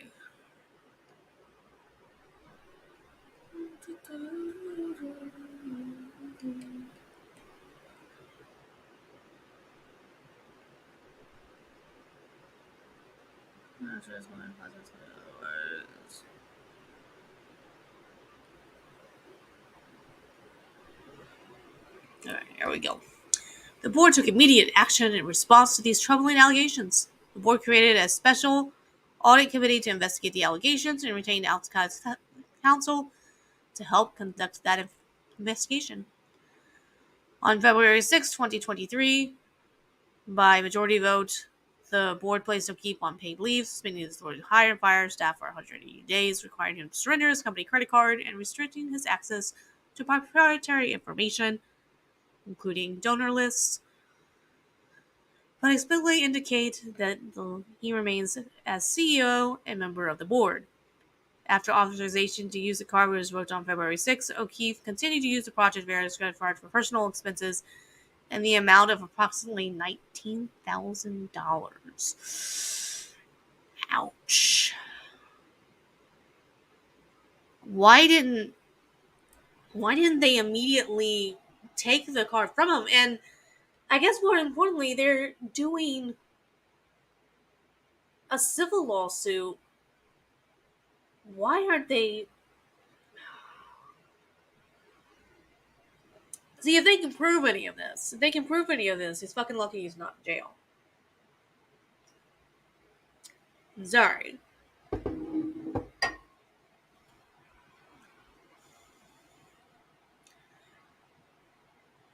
O'Keefe participated in February 6th meeting where employee testimony was heard.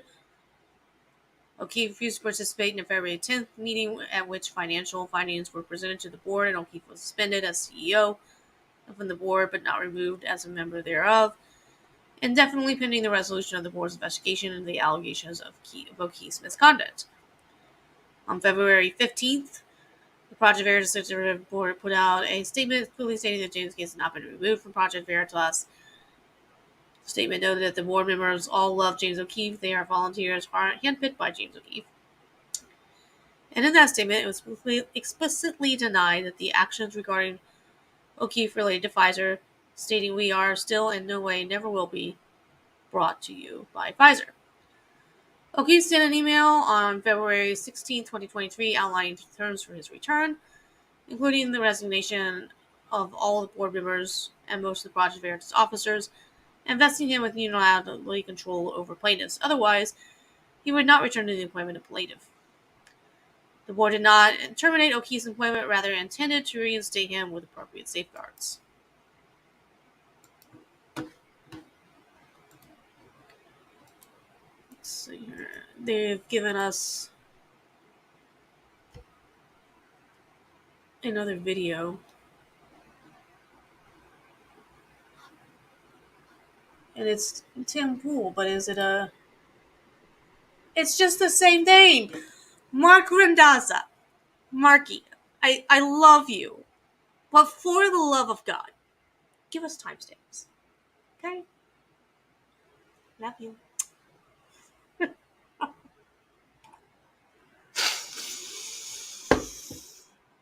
Oh, goodness. Because this is the same video, but no timestamps. I don't want to listen to the entire thing. I've seen the entire thing. I don't want to see the entire thing. I want the cliff notes, Mark. Come on. So, I've had vodka, so don't take anything that I'm saying as personal, okay? Because I love you, Mark. You're awesome. All right. The board did not terminate O'Keefe's employment, but rather intended to reinstate him with appropriate safeguards. O'Keefe was not formally removed from the board until April 24th, 2023. O'Keefe was not formally terminated from his employment by plaintiff until May 15, 2023. C. O'Keefe breaches his employment agreement. On February 17, 2023, O'Keefe formed OMG.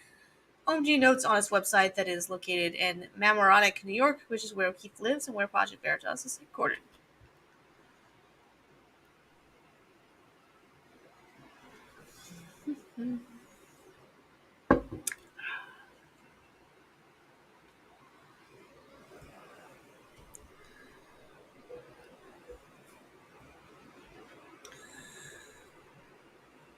On February 17th, O'Keefe formed OMG. OMG notes on its website that it's located in...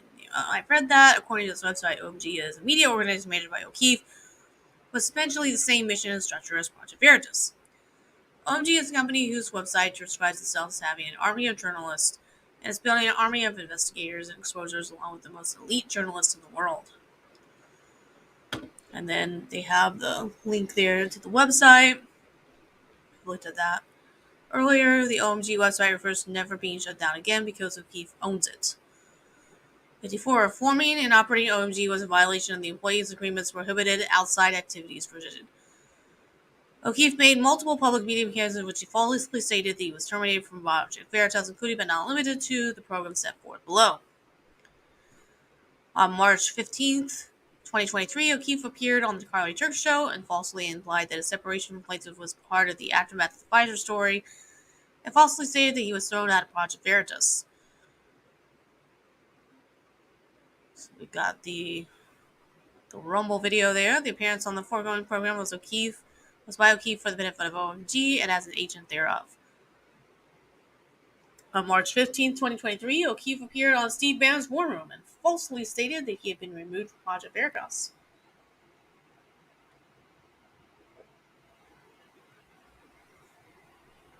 The appearance of the foregoing program was by O'Keefe for the benefit of OMG and as an agent thereof. On March 15, 2023, O'Keefe appeared under the skin with Russell Brand, where he falsely stated that he had been thrown out of Project Veritas. See Rumble. The appearance with the foregoing program was O'Keefe for the benefit of OMG and as an agent thereof. On March 15, 2023, O'Keefe appeared on the Mark Levin Show, where he falsely said he was ousted by the board of directors.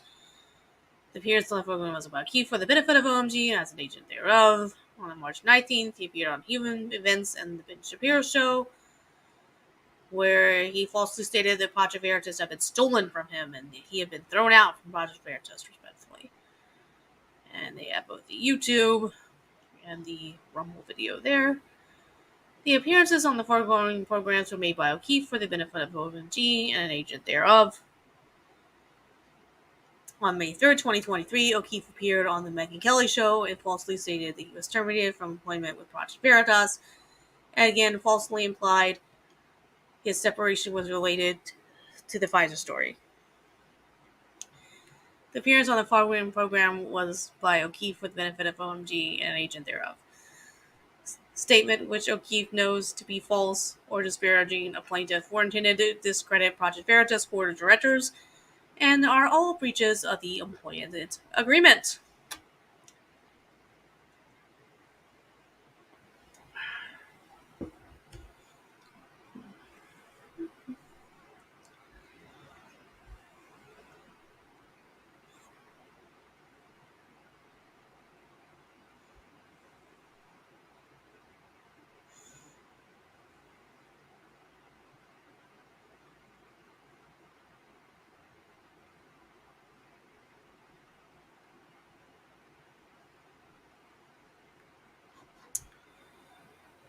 I want to see if a certain YouTuber is live here.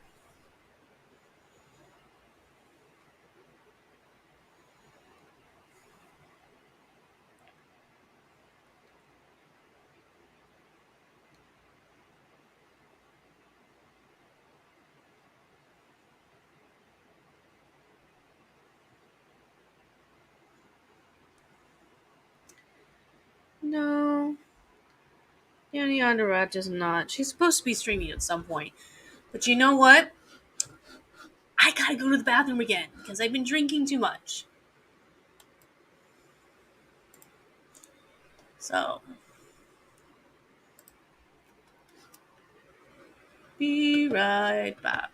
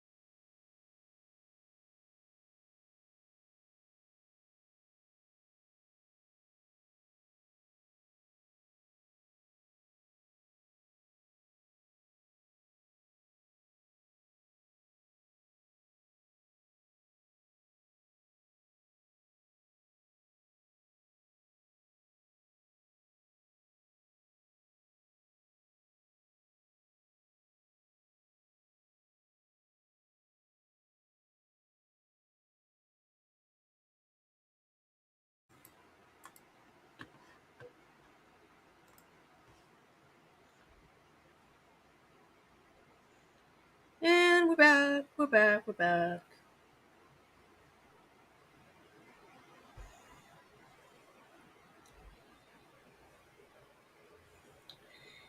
If you're watching, if you're one of the 10 people supposedly watching on Rumble, please like, share, and subscribe.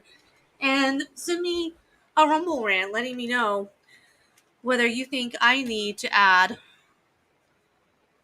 more. I don't have much. I'm not a vodka, people. But if somebody sends me a Rumble rant or something via Venmo, then I can add more.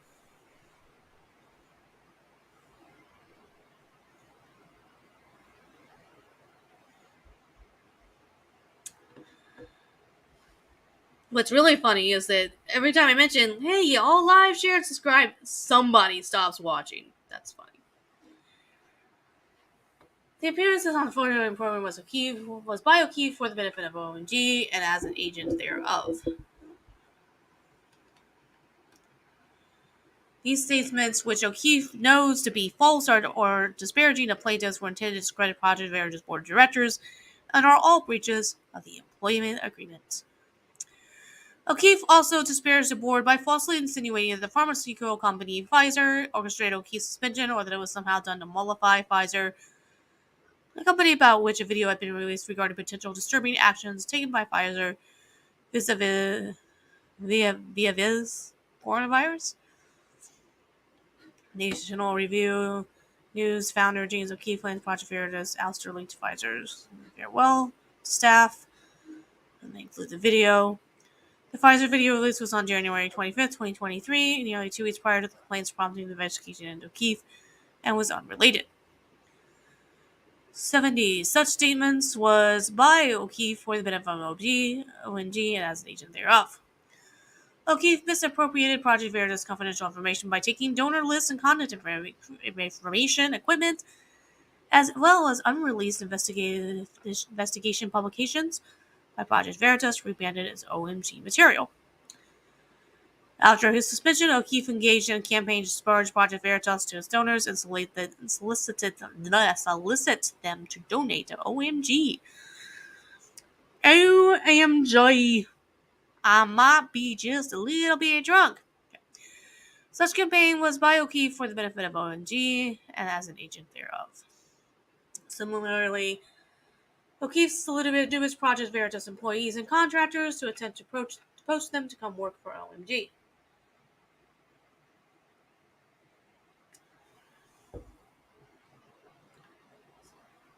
And of course, again, such solicitation was by O'Keefe for the benefit of OMG and as an agent thereof.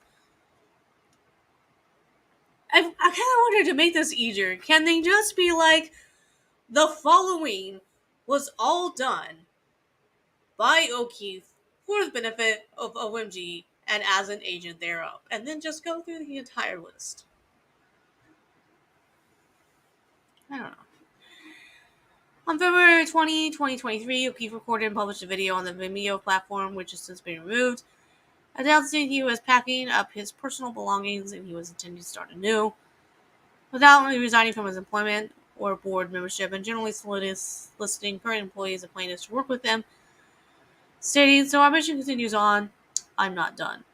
And the mission will have to take on a new name. It may no longer be called Veritas, Project Veritas. And I will need a bunch of people around me, and I'll make sure you know where to find me." Includes link. Such publication was by O'Keefe for the benefit of OMG and as an agent thereof. It's a good thing we're not taking shots of every single time Mark put that in here.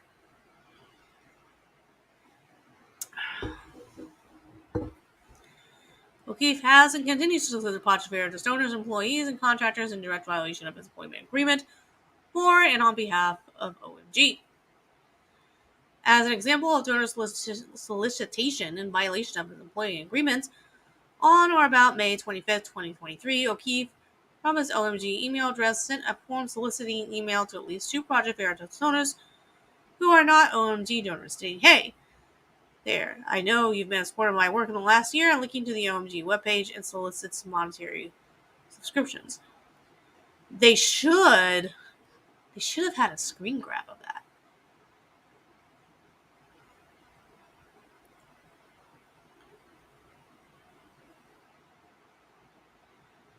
They should have had a screen grab of that included.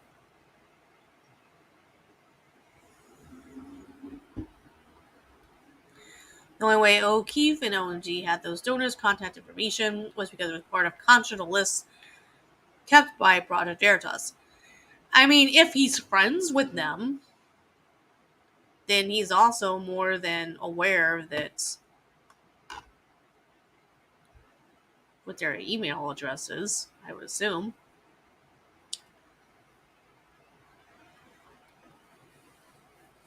My kitty cat is pawing at me.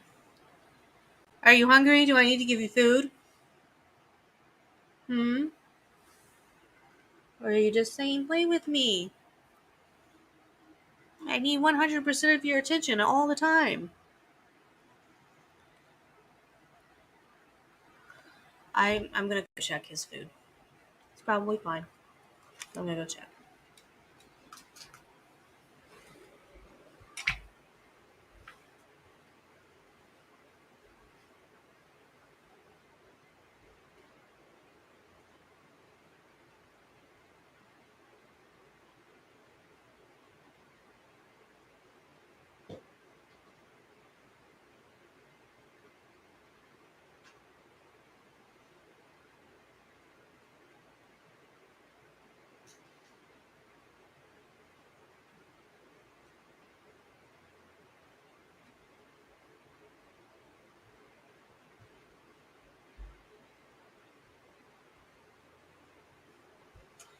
I gave him a little bit more food just so he would feel like he's being acknowledged and loved.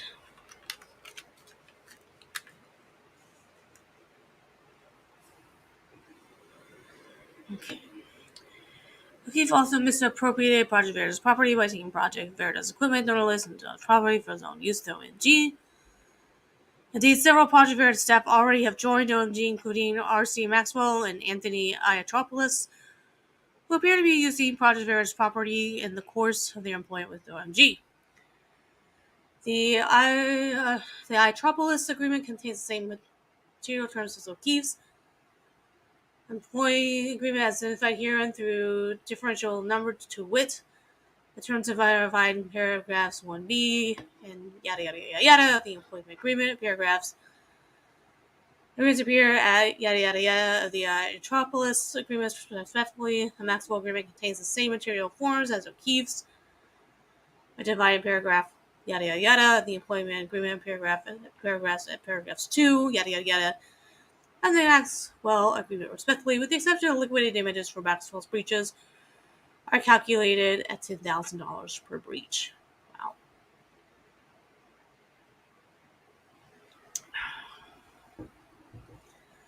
The employment agreement states that if O'Keefe breaches or threatens to breach the employment agreement, Project Veritas can seek preliminary and permanent injunctive relief in court. O'Keefe acknowledges that such a breach or threatened breach will result in irreparable harm to Project Veritas. Plaintiffs will continue to be irreparably harmed unless the court orders O'Keefe to comply with the terms of his employment agreement. The employment agreement also provides that if Project Veritas abstains in an injunction, O'Keefe shall then immediately become liable to pay the attorney's fees and costs incurred by Project Veritas to sustain the injunction. If the court does not preliminarily enjoin O'Keefe and OMG from soliciting Project Veritas owners and employees, they may solicit them all by the time Project Veritas wins a judgment prohibiting them from such solicitation.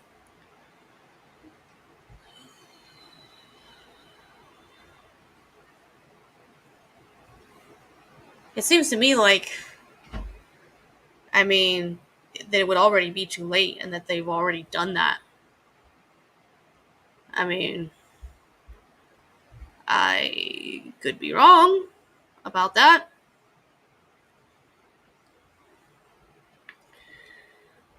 Well, according to the lovely live chat, there is at least 11 of you watching right now on Rumble. Please like, share, and subscribe. And if you think that I do not have nearly enough vodka and soda in my Mountain Dew slash Sunny D slash vodka, whatever kind of drink this is, please let me know, and I can get another can. And I can add more, but I am only doing it if you pay me.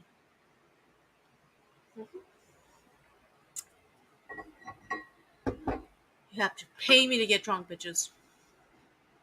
Alright. So, causes of action. Count 1. Breach of contract. Plaintiffs repeat and re-allege paragraphs 1 through 88 hereof as fully set forth herein. To state a claim for a breach of contract, a plaintiff must show the existence of a contract, the plaintiff's performance hereunder, the defendant breach thereof, and resulting damages. Harris versus Seaward Park Housing Corp. Yada yada yada. It's the numbers. The employment agreement is a valid binding contract between Project Veritas and O'Keefe. Project Veritas Action Fund is an intended beneficiary of the employment agreement per employment agreement. 93. As set forth above, O'Keefe was required under the employment agreement to devote his full working time, attention, and best efforts to the performance of his job. Although O'Keefe was suspended, the formation of OMG to complete with Project Veritas violated requirements of 1B. As set forth above, O'Keefe agreed in the employment agreement to 10.A that all of the work and work product derived from O'Keefe's services belonged to Project Veritas. O'Keefe's use of donor lists and contact information, equipment, as well as already filmed and or released investigation publications by Project Veritas, rebranded its OMG material, violates 10A as he is using property of Project Veritas without authorization. 97. As set forth above, O'Keefe agrees in the employment agreement, paragraph 11, that any and all information O'Keefe learned in the course of employment was confidential. O'Keefe's use of donor lists and contact information, equipment, as well as unreleased investigations published by Project Veritas, rebranded as OMG material, violates paragraph 11, and breaches confidentiality to which he is obligated. 99. As set forth above, O'Keefe agreed in the employment agreement, paragraph 12, that he would not make negative remarks about or disparage Project Veritas and its affiliated persons. 100. O'Keefe's statements identified above violate paragraph 12. They are negative and disparaging Project Veritas and its affiliated persons. 101. As set forth above, O'Keefe agreed in the employment agreement 15 that he would not engage in ventures giving rise to conflicts of interest with Project Veritas. O'Keefe's formation and operation of OMG while employed at Project Veritas without express written consent violates 15 as OMG competes with plaintiffs and is a direct conflict of interest.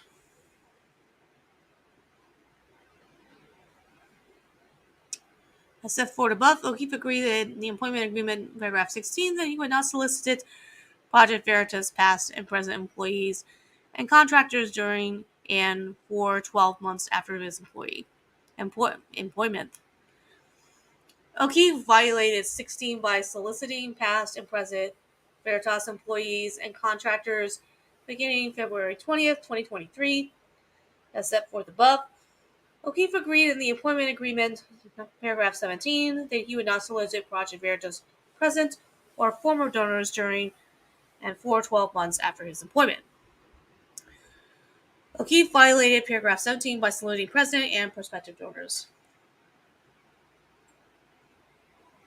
As set forth above, O'Keefe agreed in the employment agreement of paragraph 22 to return Project Veritas property at separation of employment. Demand was made on May 17th for O'Keefe to return all the plaintiff's properties in his possession. 109. O'Keefe violated 22 by failing to return donor list contact information, equipment, as well as already filmed and or released investigative publications by Project Veritas. Oh my goodness. I really even haven't had that much vodka, but good lord.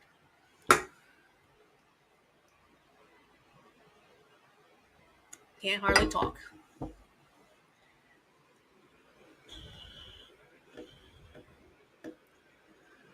Content information equipment as well as already filmed and or released investigative publications by Project Veritas. As set forth above, O'Keefe agreed in the employment agreement, paragraph 27, to abide the Project Veritas handbook and policies.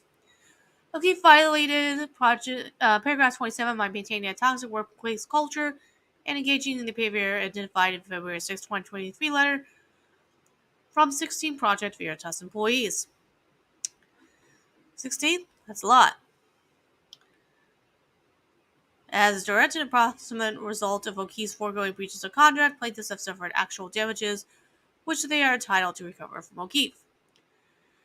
As a direct and approximate result of O'Keefe's breaches of paragraph 11 and 12 of the employment agreement, plaintiffs are entitled to 100,000 liquidated damages per breach, which they are entitled to recover from O'Keefe.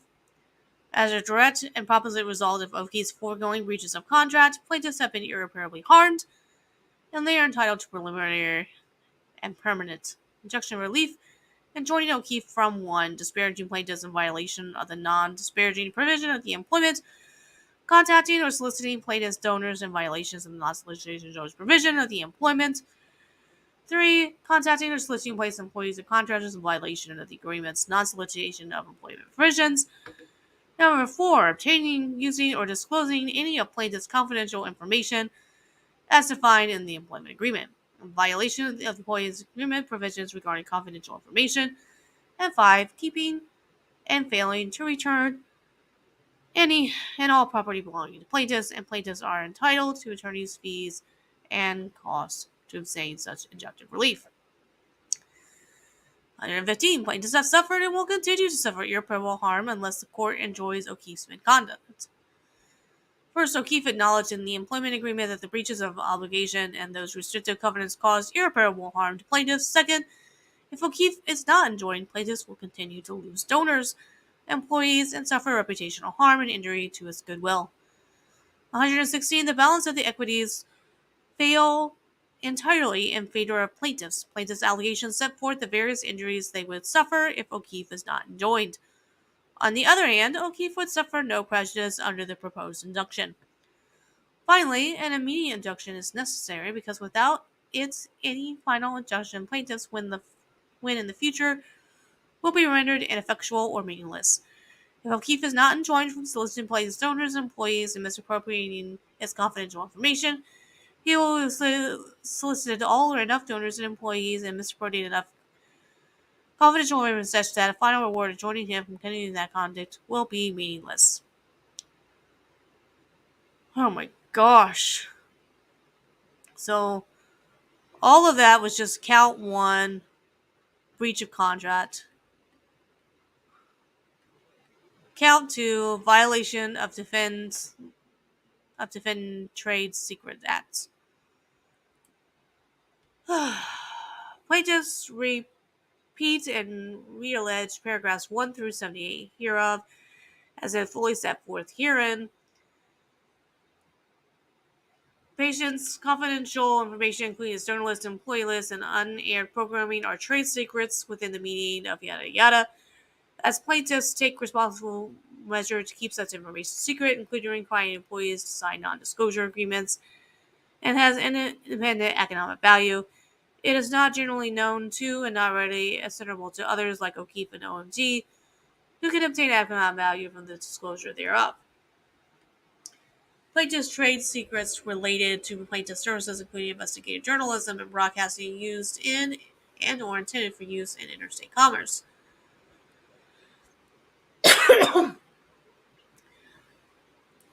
O'Keefe took and failed to return plaintiffs' donor lists and contact information and equipment, as well as already unreleased investigations, investigative publications by Project Veritas, all of which are trade secrets. O'Keefe misappropriated plaintiffs' said trade secrets as set forth above by converting them to the use of OMG in competition with plaintiffs. O'Keefe's misappropriation was willful and malicious, for as having been CEO, he knew what belonged to plaintiffs, and sufficiently sophisticated that he knew he could not convert it to his own use or for the use of OMG. As a direct and proximate result of O'Keefe's misappropriation, places suffered actual losses. As a direct and proximate result of O'Keefe's misappropriation, O'Keefe was unjustly enriched. Breach of fiduciary responsibility.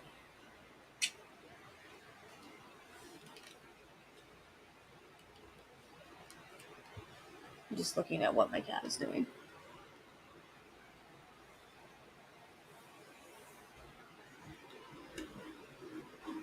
He's on the hunt for something to do and to entertain himself.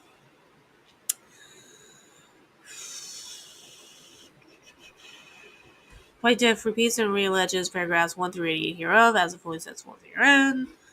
As set forth above, prior to his separation, O'Keefe was a member of the board of directors of both plaintiffs, though he was suspended yet not removed February 6th. Under New York law, a fiduciary relationship arises when one has reposed trust or confidence in the integrity or fidelity of another, who thereby regains a resulting superiority of influence over the first, or when one assumes control and responsibility over another.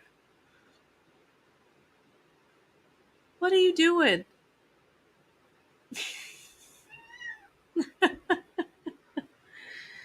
Hi. What? You want to say hi to everybody?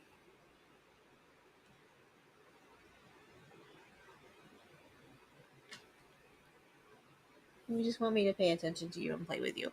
Well, I can't right now because I gotta convince these people that they need to pay me money to be reading this. I don't think I'm having much luck, but it's okay.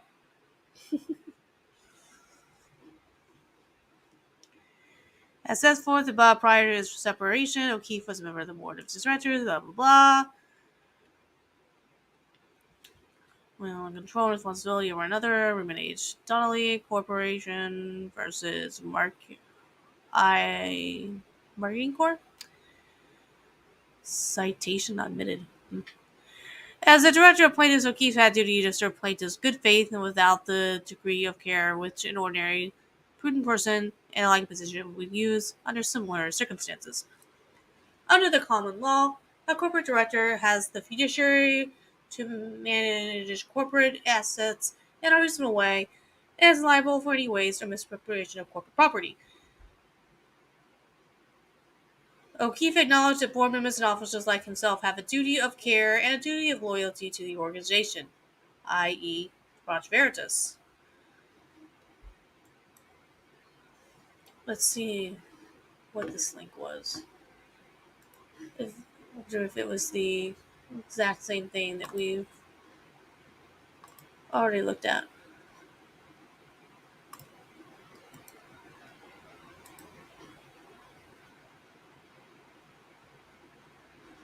Oh my word, it's Tim Pool again.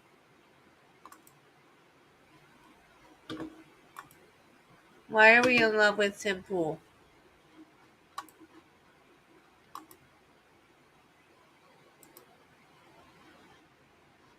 Okay.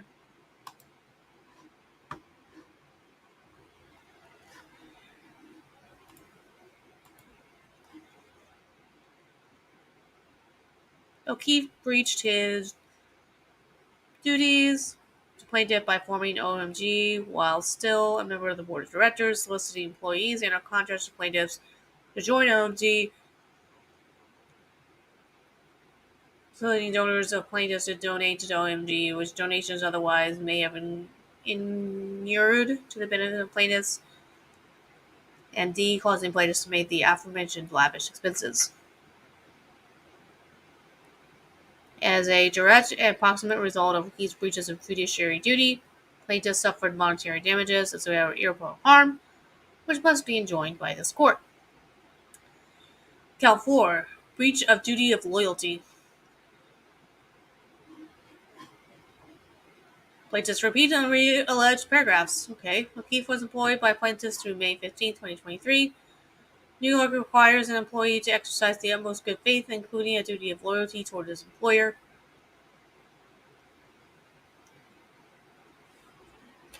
I mean,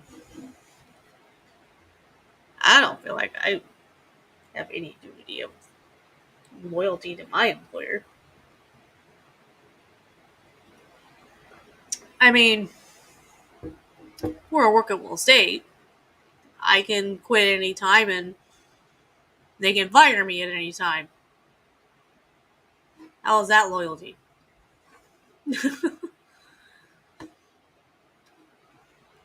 Under this doctrine, an employee who acts in any manner inconsistent with his agency or trust and fails to exercise the utmost good faith and loyalty in the performance of his duties is deemed a faithless servant and must account to his principal for secret profits and forfeit his right to compensation. Moziensk versus Chawaki. Yada yada yada yada. Accord Vanstalker v. Wanthrop. Yada yada. O'Keefe breaches fiduciary duties to plaintiffs by A. Forming OMG while still employed by plaintiff. B. Soliciting employees and contractors of plaintiffs to join OMG. C. Soliciting the owners of plaintiffs to donate to OMG, which donations otherwise may have inured to the benefit of plaintiffs. And D. Causing plaintiffs to make aforementioned lavish defensives.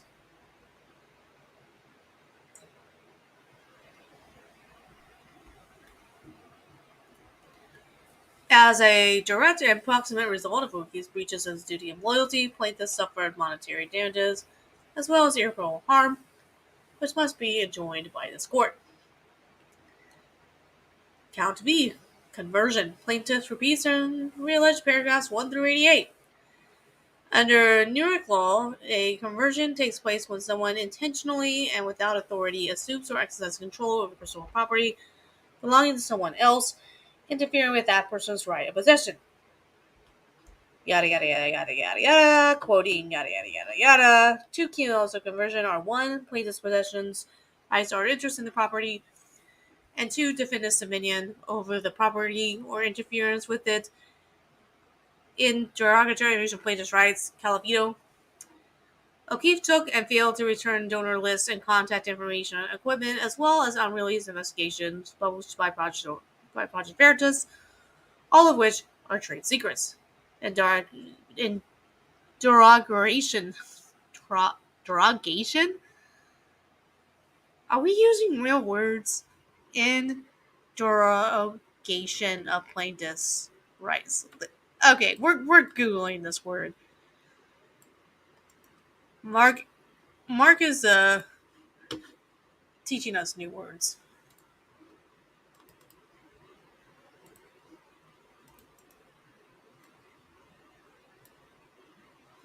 Googling this word.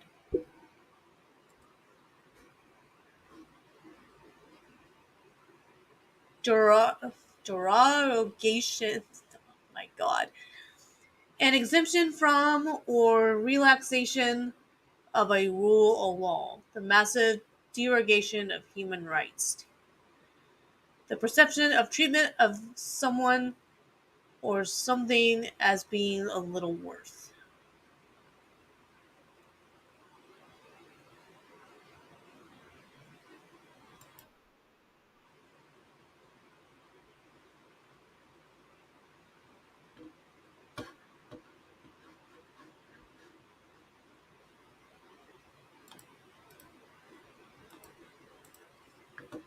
Okay. Interesting. Interesting. That's all I'm saying is that it's interesting.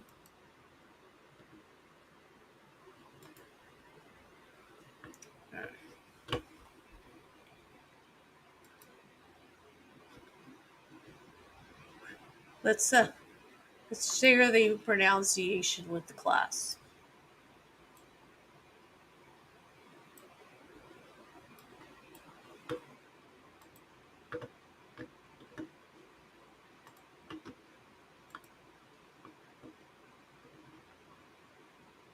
Derogation.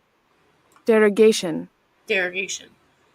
So, what we're saying here is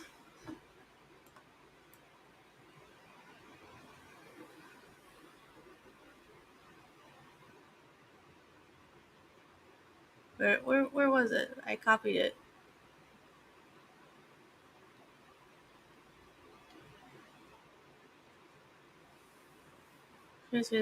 in derogation of plaintiff's rights. So we've learned how to pronounce this right. Derogation. O'Keefe converted plaintiffs' said property to the use of OMG in competition with plaintiffs. As a direct and prominent result of O'Keefe's conversion, plaintiffs suffered actual losses and irreparable harm. As a direct and proximate result of O'Keefe's conversion, O'Keefe was unjustly enriched. Plaintiff versus O'Keefe. Count 6. Replevin?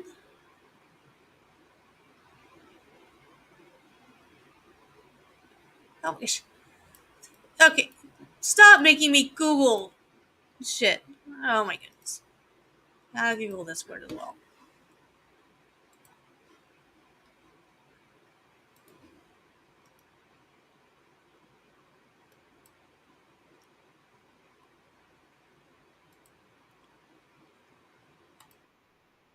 Replevin. It's pronounced Replevin. Replevin. A procedure whereby seized goods may be provisionally restored to their owner pending the outcome of an action to determine the rights of the parties concerned. Replevin. Replevin. Replevin. Okay.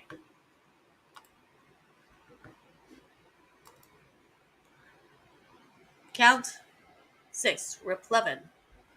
Plaintiffs repeat and re-allege, yada yada, under New York law, to state a cause of action for replevin, a plaintiff must establish a superior possessory right to property and of defendant's possession.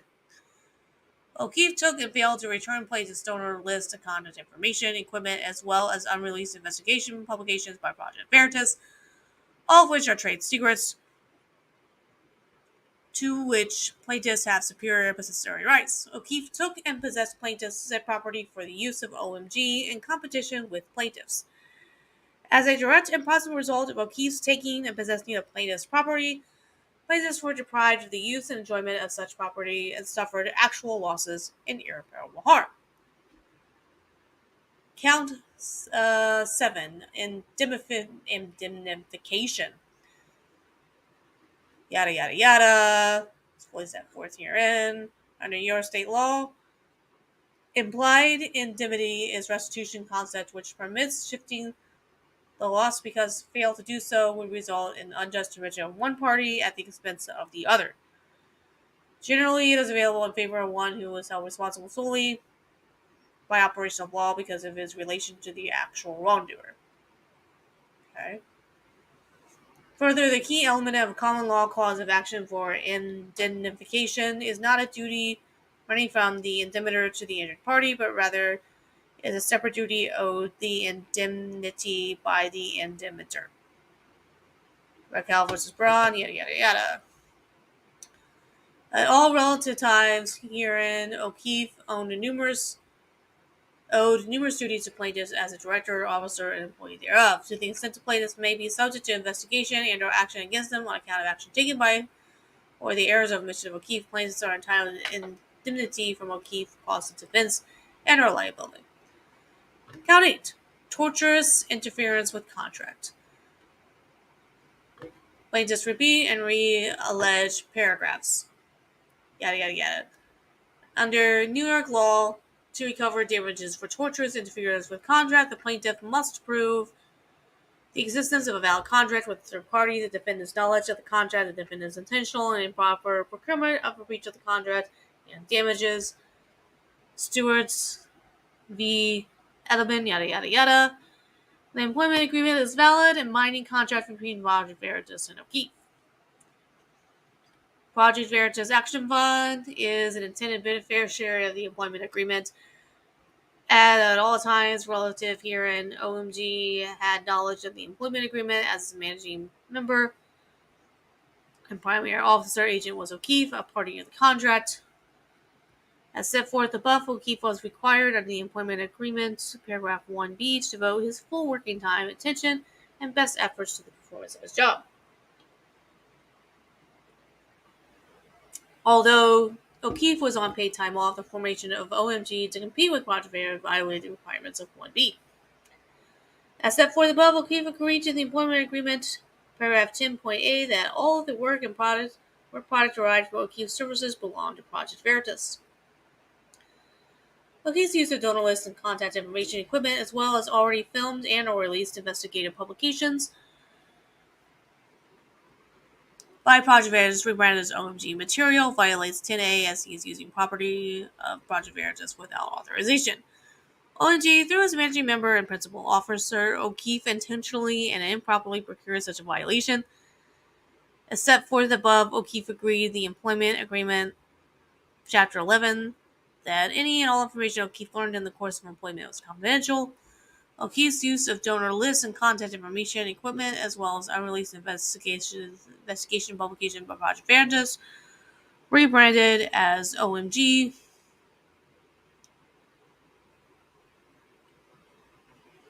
material violates 11 and breaches confidentiality, which he is obligated. OMG, through its managing member and project and principal's officer, O'Keefe intentionally and improperly procured such violation and breach.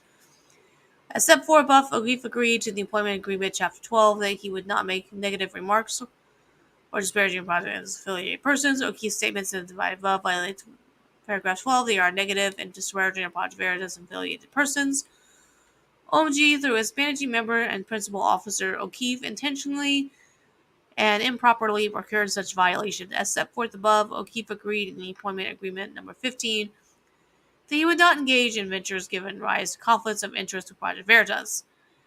O'Keefe's formation and operation of OMG while employed at Project Veritas without any express written consent violates paragraph 15, as OMG competes with plaintiffs and is a direct conflict of interest. Number 174, OMG, through his managing member and principal officer, O'Keefe intentionally and improperly cured such violation. As set forth above, O'Keefe agreed that the employment agreement, Chapter 16, that he would not solicit, paragraph 16, that he would not solicit Project Veritas past and present employees and contractors during and for 12 months after his employment. O'Keefe violated 16 by slitting past and present contractors beginning February 20th, 2023. OMG, through his managing member and his principal officer, O'Keefe intentionally and improperly procured such violation. As set forth above, O'Keefe agreed in the employment agreement, paragraph 17, that he would not solicit Project Veritas present or prospective donors during and for 12 months after his employment. O'Keefe violated 17 by soliciting present and prospective donors. OMG, through its managing member and principal officer, O'Keefe intentionally and improperly procured such violation. As set forth above, O'Keefe agreed at the employment agreement, paragraph 22, to return Project Veritas property as separation from employment. Demand was made on May 17, 2023, for O'Keefe to return all the plaintiff's property in his possession. O'Keefe violated 22 by failing to return donor lists and contact information equipment, as well as already filmed and or released investigative publication by Project Veritas. OMG, through its managing member and principal officer, O'Keefe intentionally and improperly procured such violation. As the direct and proper result of these breaches of contract intentionally and improperly occurred by OMG, plaintiffs have suffered actual damages, which they are entitled to recover from OMG.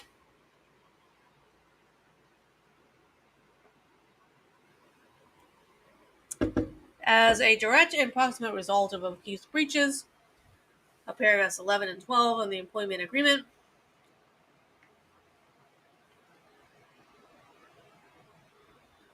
intentionally and improperly procured by OMG, plaintiffs are entitled to $100,000 liquidated damages per breach, which they are entitled to recover from OMG. A lot of money. As a direct and proper result of O'Keefe's foregoing breaches of contract, intentionally and improperly procured by OMG, plaintiffs have been irreparably harmed, and they are entitled to preliminary and permanent injunctive relief enjoyed. Violation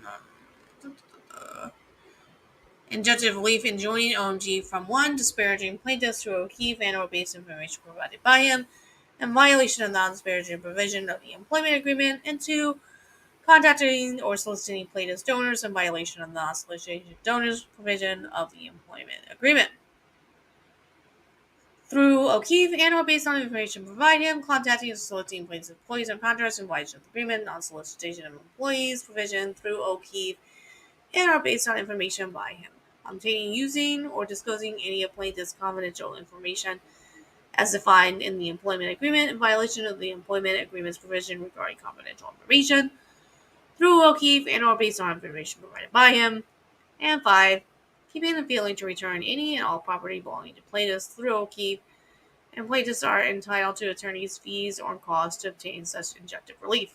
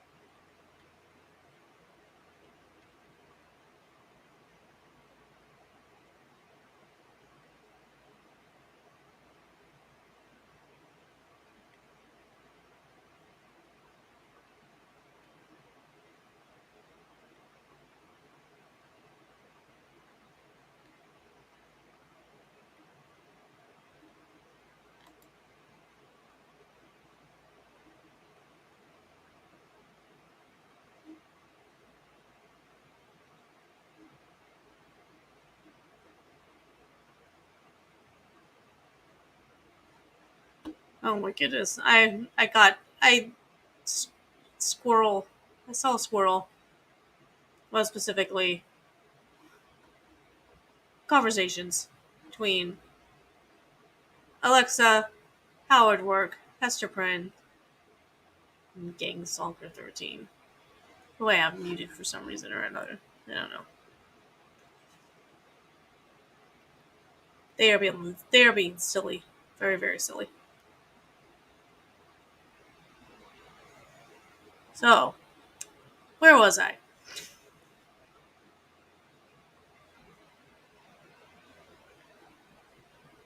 Tell them, stop distracting me during my live stream. That's what I'm going to tell them.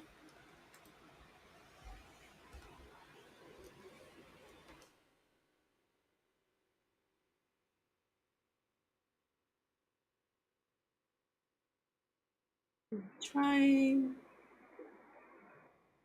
to live. Stop distracting me with your tomfoolery.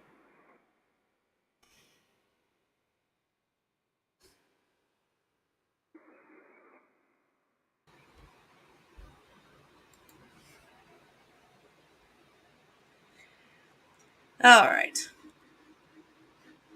So, keeping and failing to return any raw revenue plaintiffs through O'Keefe plaintiffs are entitled to attorney's fees and costs to obtain such net relief. Plaintiffs have suffered and will continue to suffer irreparable harm unless the court enjoys OMG misconduct. First, O'Keefe acknowledged in the employee agreement that breaches of his obligation and these restricted covenants caused irreparable harm to plaintiff and OMG and is bound by such acknowledgement. Second, if OMG is not enjoined, plaintiffs will continue to lose donors, employees, and suffer irreparable harm and injury to its goodwill.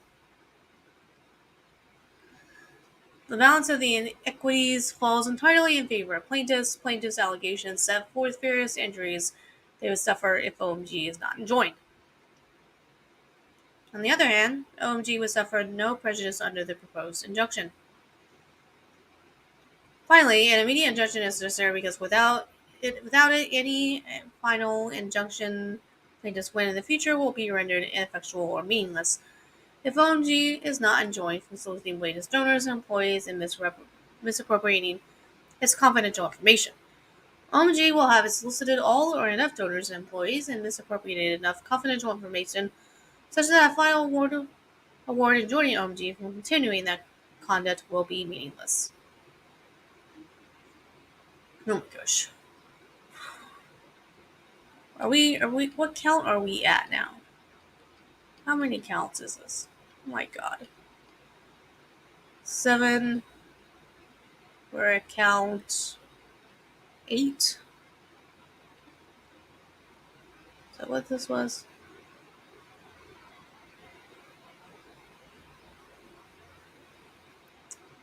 I don't know. It counts. I don't do Roman numerals. Damn it, Mark.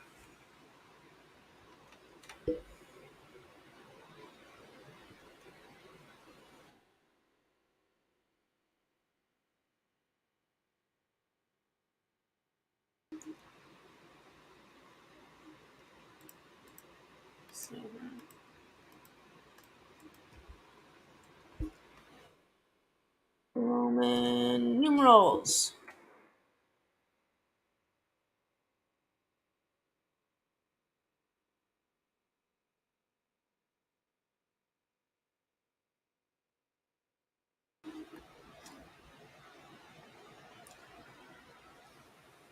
We are on 9. We're on 9. We are on numeral 9. Count 9. Breach of contract.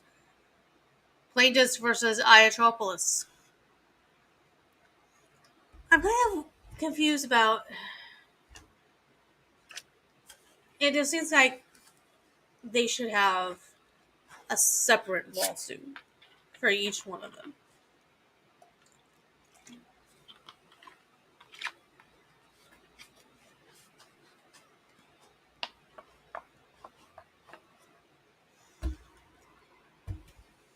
To me, adding them all together is an interesting way to go about it.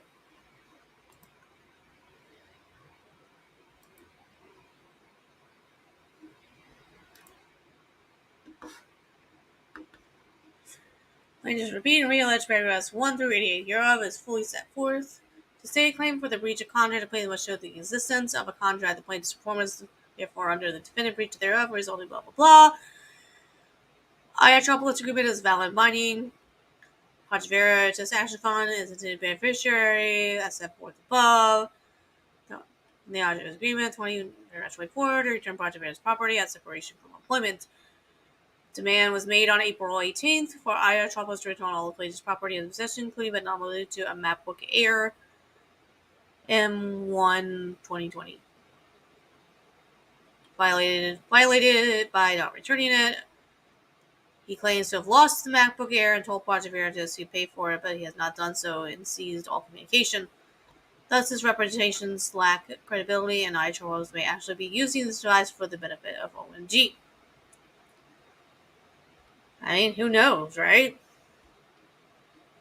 I mean, he very well could be. As a direct and proximate result of Iatropolis' foregoing breaches of contract, plaintiffs have suffered actual damages, which they are entitled to recover from Iatropolis.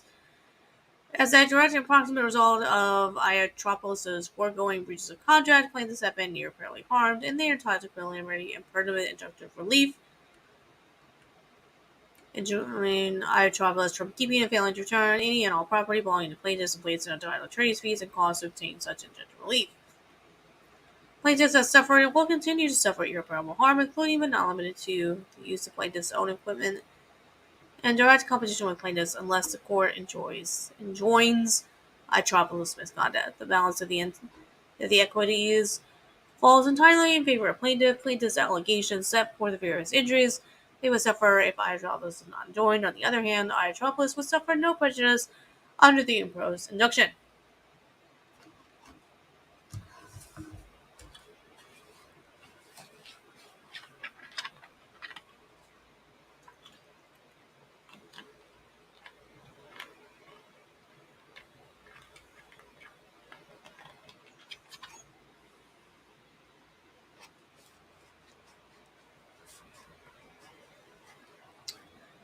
Plaintiffs repeat and allege paragraphs 1 through 88 hereof as fully set forth.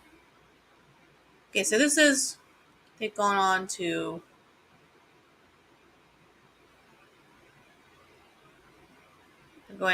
plaintiff versus Maxwell in count 10. So I'm wondering if this is let's see how it is. I wonder if they're going to go back and forth between Maxwell and Iatropolis. I don't know. I don't even show the existence of a contract. Do they have one that is valid binding? Project Veritas Action Fund, blah, blah, blah, set forth above. To return Project Veritas property as separation from employment. That was April 28th. All to MacBook Pro 13-inch M1 2020 SNV FV blah blah blah. Maxwell violates 26 by failing to insurance set equipment. Maxwell device something doing comms for OK Media Group. And they're included a Twitter thing. Upon information and belief, Maxwell used one or more of these devices for the benefit of OMG. Pursuant to paragraph 14D, Maxwell was supposed to use the assets in the performance and consideration of coordination of any outside activity, and thus his use of equipment is violation of the Maxwell Agreement. So, for breach of the contract, plaintiff has suffered actual damages. Mr. Regent possibly all Maxwell and breach of contract, plaintiff has been irreparably harmed. Plaintiffs have suffered and will continue to suffer irreparable harm, including but not limited to plaintiff's own equipment in direct competition with plaintiffs, unless the court enjoys Maxwell's misconduct. The balance of the equities falls entirely to plaintiffs and plaintiff's allegations set forth various injuries they would suffer if Maxwell is not joined. On the other hand, Maxwell will suffer no prejudice under the proposed injunction. Tortious interference with contract, plaintiff versus OMG. Plaintiff repeats and realleges, yada yada, under New York law. To recover damages for tortious interference with contract, the plaintiff must prove the existence of valid contract with a third party. The object is valid and binding contract between Project Veritas and IAAAA. Project Veritas Action Fund is intended beneficiary of the IAAAA agreement. Set forward above, IAAAA agreed that in the IAAAA Agreement 24,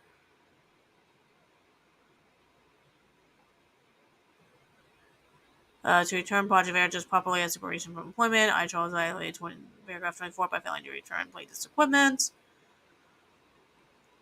On information and belief, IAAAA may have used one or more of these devices for the benefit of OMG. OMG, through his managing member and principal officer O'Keefe, intentionally and improperly recurs this violation as a direct and approximate result of IAAAA's breach of contract. Should improperly occurred by OMG, plaintiffs suffered actual damages which they are entitled to recover from OMG.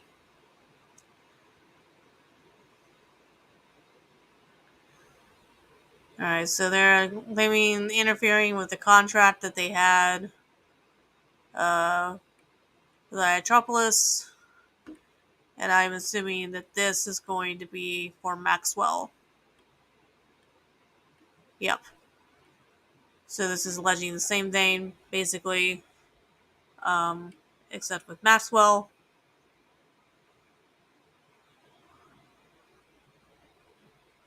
As set for above, Maxwell to agree to the Maxwell Agreement. Paragraph 26 to return fraudulent profits from employment. Maxwell violated 26 by failing to return plaintiff's equipment. Maxwell identifies himself doing calls from Geek Media Group. See, we're going to look at this because that's telling me that both him and IAAAA are doing comms. What? Confused. Let's see exactly what this says.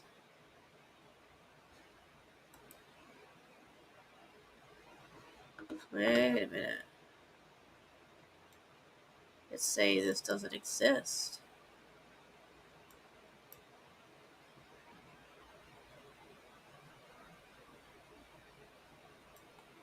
Wait a minute. Hold on just 1 second. I think I gotta get rid of the period. See if that helps. Ah, there we go.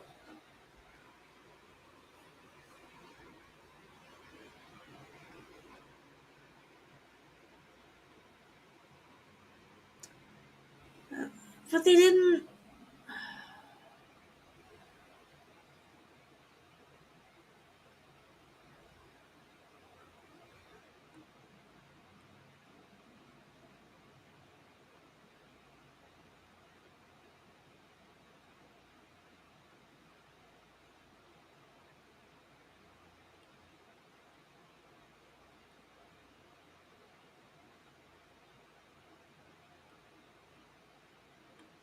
See, I'm looking. None of this. This was just a link to his profile. This is not a link to the actual tweet. why wouldn't... God. I'm sorry, but why wouldn't you include the link to the actual tweet? Why wouldn't you do that? Okay, whatever.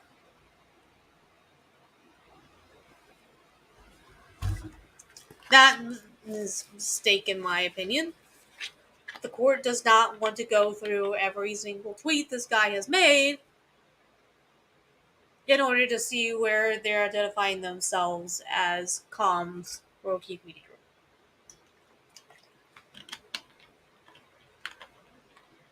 I'll tell you right now, the court does not want to do that. I wouldn't think that they would want to anyway. A lot of information to believe Maxwell has used one or more of these devices for the benefit of OMG.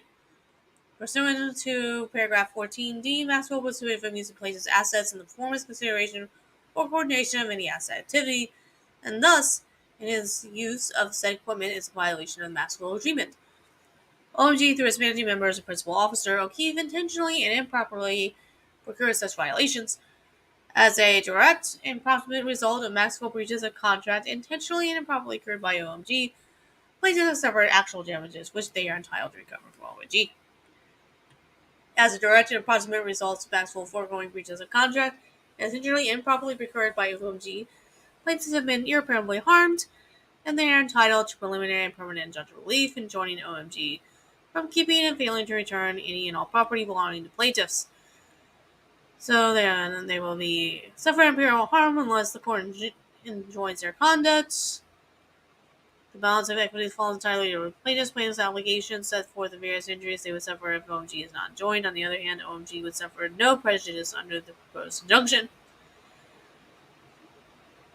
Prayers for relief. Whereas plaintiffs respectfully request that this court declare O'Keefe for breach of employment agreement in violation of his fiduciary duties and in violation of his duty of loyalty. Declare Entropic a breach of ITOPOS agreement. Declare Maxwell a breach of the Maxwell agreement. Declare OMG to have tortiously interfered with the employment agreement. The Itropolis agreement and the Maxwell agreement. Declare O'Keefe to have misappropriated plaintiff's trade secrets. Declare O'Keefe liable to indemnify plaintiffs for the cost of defense and or liabilities arising from actions by him or his errors or omissions. Issues preliminary and permanent injunction enjoining O'Keefe and OMG through O'Keefe and are based on the information from O'Keefe from soliciting and contemplating donors, employees or contractors, disparaging plaintiffs, obtaining, using, or exposing plaintiffs' confidential information, and keeping and failing to return plaintiffs' property. Issues are preliminary and permanent injunction enjoining Itropolis and Maxwell from keeping and failing to return plaintiffs' property. Compel O'Keefe to account for his official conduct under New York Bus Corporate Law and 720A. Award plaintiffs compensatory, actual, and or liquidated punitive and nominal damages. Disgorge all funds by which O'Keefe and OMG were unjustly enriched on account of the misappropriation of plaintiff's trade secrets, and B. Disgorging his salary during his period of disloyalty. Award plaintiffs exemplary damages under 18 U.S.C. and award plaintiffs for their reasonable attorney's fees, costs pursuant to paragraph 23B of the employee agreement, paragraph 25 of the Itropolis agreement, paragraph 21, 22 of the Maxwell agreement, and 18 U.S.C. Demand for jury trial.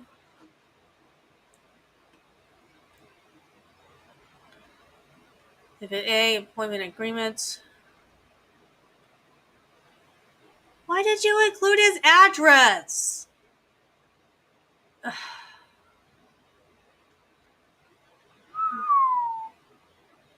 He made good bank while he was there.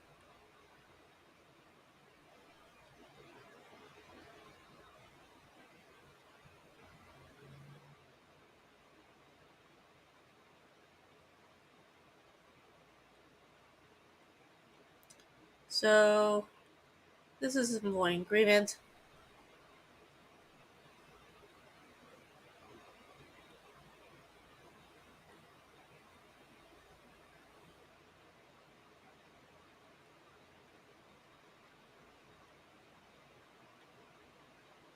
Employee acknowledges and agrees to Project Veritas as a co-employment arrangement with S2 HR Solutions 1A, known as Engage PO. through which engage provides certain payroll, human resources, tax, administrative. Oh, okay.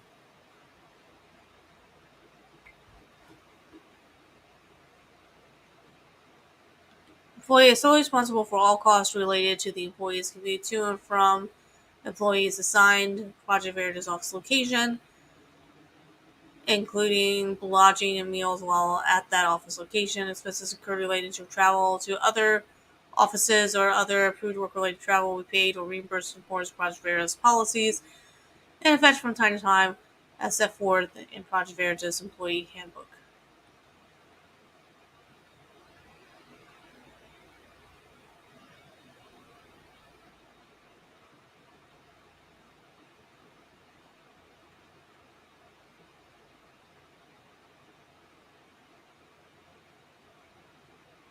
Hmm.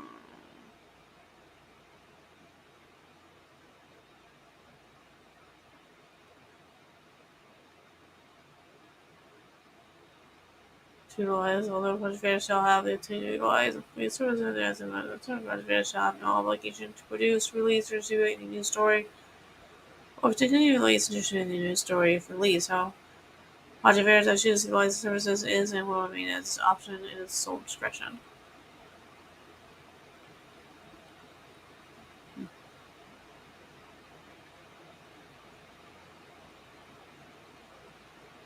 And here's all the things about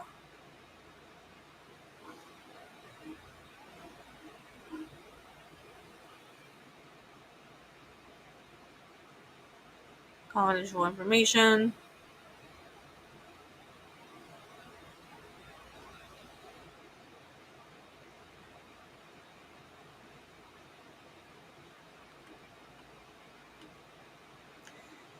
Any non-disparaging of any employee warrants and agrees that during and after employees shall not directly or indirectly make any disparaging statements or other negative remarks, written or oral, about Project Veritas or its directors, officers, employees, contractors, donors, agents, attorneys, or representatives, employed by Project Veritas, the subject matter of the agreement, or any works or news stories or service rendered by employee or others in connection with any works or news stories.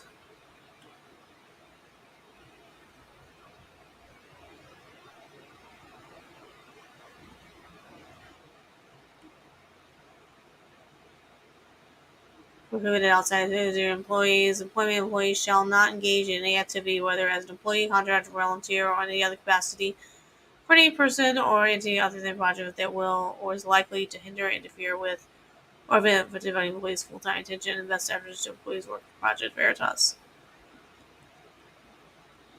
Non solicitation of Project Veritas employees or contractors, non solicitation of Project Veritas donors.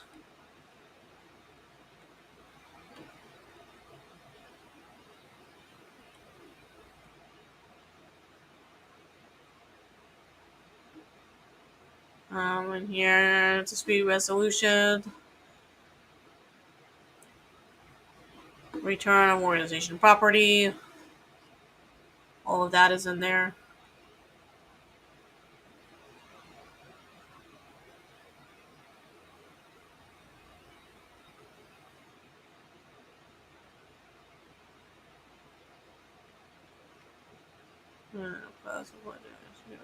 Arbitration. Whereby at the party of any breach of the agreement, that's a waiver of any breach. Any waiver must be in writing to be effective.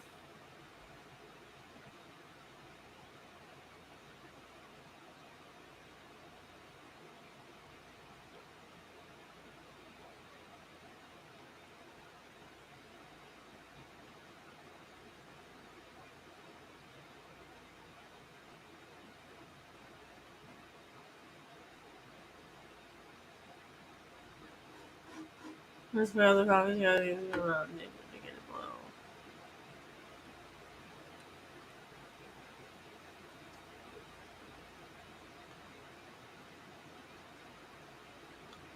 no make cops. Why are they giving his address?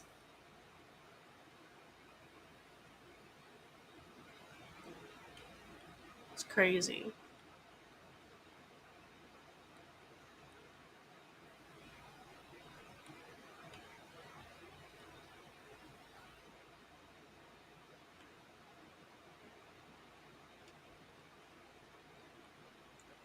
Funny though, $15 to $20 an hour. I mean, when do they pay him 15 and when do they pay him $20 an hour? That's what I don't understand. It's kind of a huge.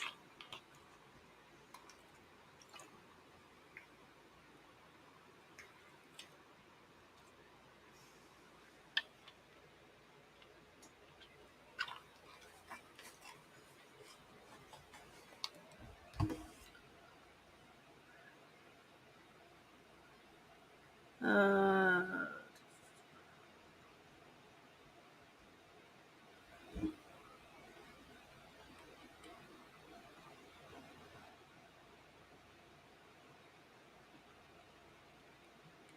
let's see here.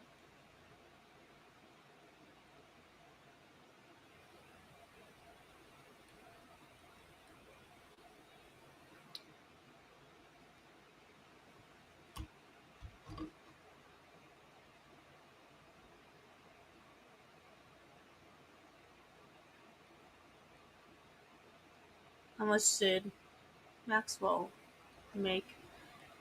It doesn't say.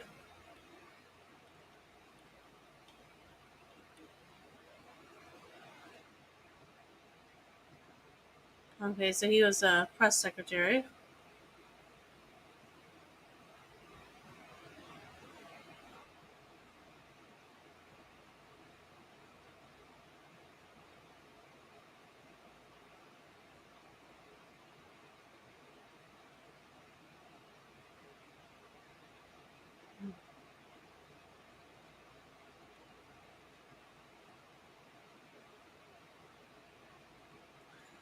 On condition an employee keeps performs each and all of these obligations you're under for as long as employee is employed by Veritas.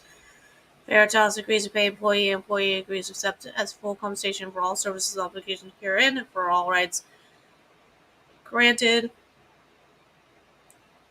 An annual salary of $100,000. Yeah.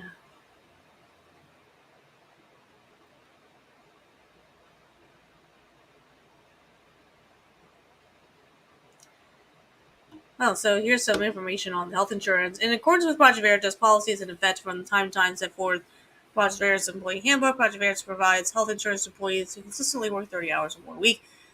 That is a thing that I think that is required by law.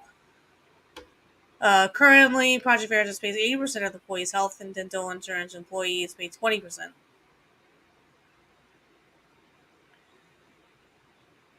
Employees will be eligible for health insurance on the first day of the month following the completion of 60 days of working at least 30 hours per week. Project Veritas health insurance policy is subject to change at any time.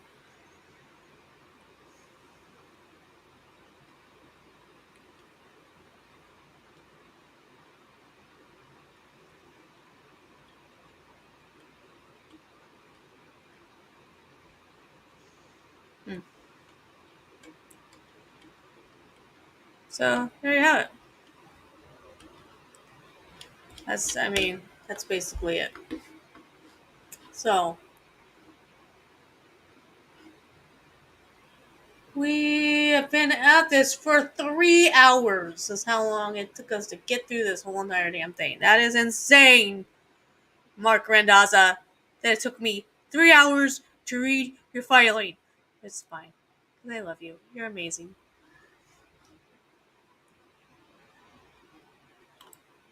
And I just want to make sure that I stress that because apparently I made people mad with my comments earlier and my question was stupid, apparently.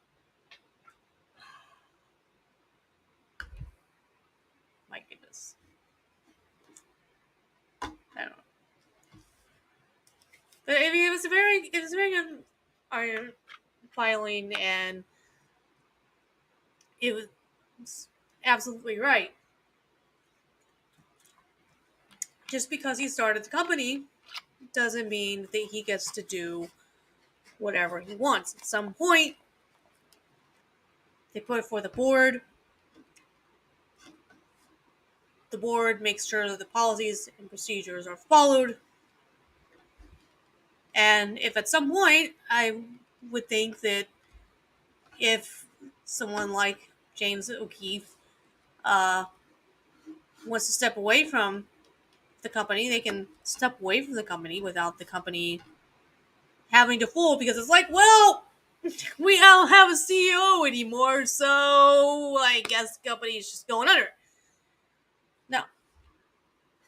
Even if he leaves, them having a board that has to hire somebody to replace him allows the company to continue to do what it is that they were doing. So, and they again, a big deal has been made about them mentioning these black car services. It's a thing that a lot of companies do, and for all I know, they may have even used this company here that we read earlier.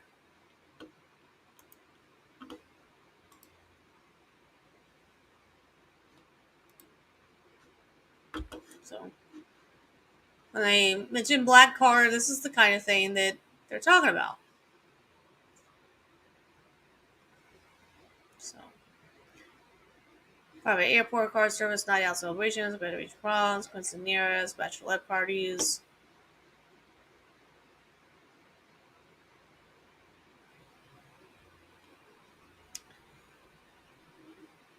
But they kind of got march and drag for referring it to as black car, and it's just it's an industry term for when you need special vehicles for just various events. Um, and for James O'Keefe, I think it's been presented as not just a convenience issue, but a safety issue as well.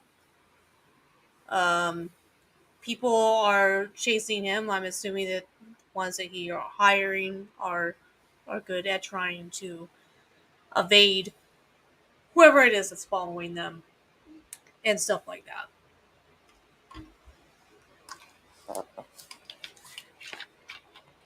But unless he's going to hire a private chauffeur out of whatever he is paid, he shouldn't be using black card services to say go shopping for new shoes. You know, if he out of his own pocket, out of whatever he is paid, wants to hire a chauffeur, black car services, um, to kind of just as a protection thing, as part of his security detail, then that's one thing. But it would have to be in his employee contract in order for the company to reimburse him for that, for having that service available 24/7. Okay. And there was nothing in his contract saying, we are going to make sure that you have black car services available to you as a part of your employment 24/7. No. We have specific instances where it doesn't say, hey, I need XYZ. I'm traveling. This is what I'm going to need for the expenses of that travel. It's typical, and that's normal in just about any business. And honestly, I think there's a possibility that he's going to end up being in trouble when this goes to court. Emily D. Baker likes to say that lawsuits are full of allegation and shade. And right now, I mean, this shade is not a pretty thing. It's not a pretty thing. It just isn't. So I don't know. I like James O'Keefe. I feel like he's done great work, but you know, there's always a possibility that he was getting too big for his britches. We're just gonna have to see what happens going forward with the court situation. Um, if they can back up anything that they're saying, they had these computers, they weren't returning them, they're required to returning them. Hey, these are the emails that he was sending to people that he should only have because of private information, then that's a problem.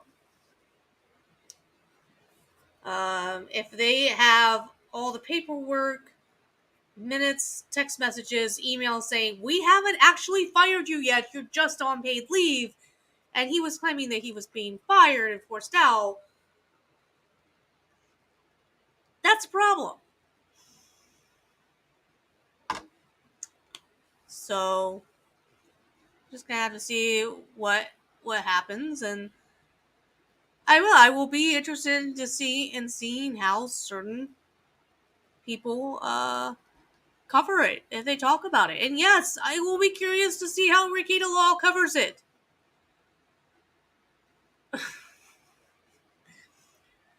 I am curious whether he will tiptoe around the issue, whether he'll really address it at all. His response to me on Twitter was just weird to me. But, whatever. Alright, well, that's all we have today. To those that were supposedly watching on Rumble, which at the moment is 6 to you. At one point, it was 12 of you, according to Rumble, anyway.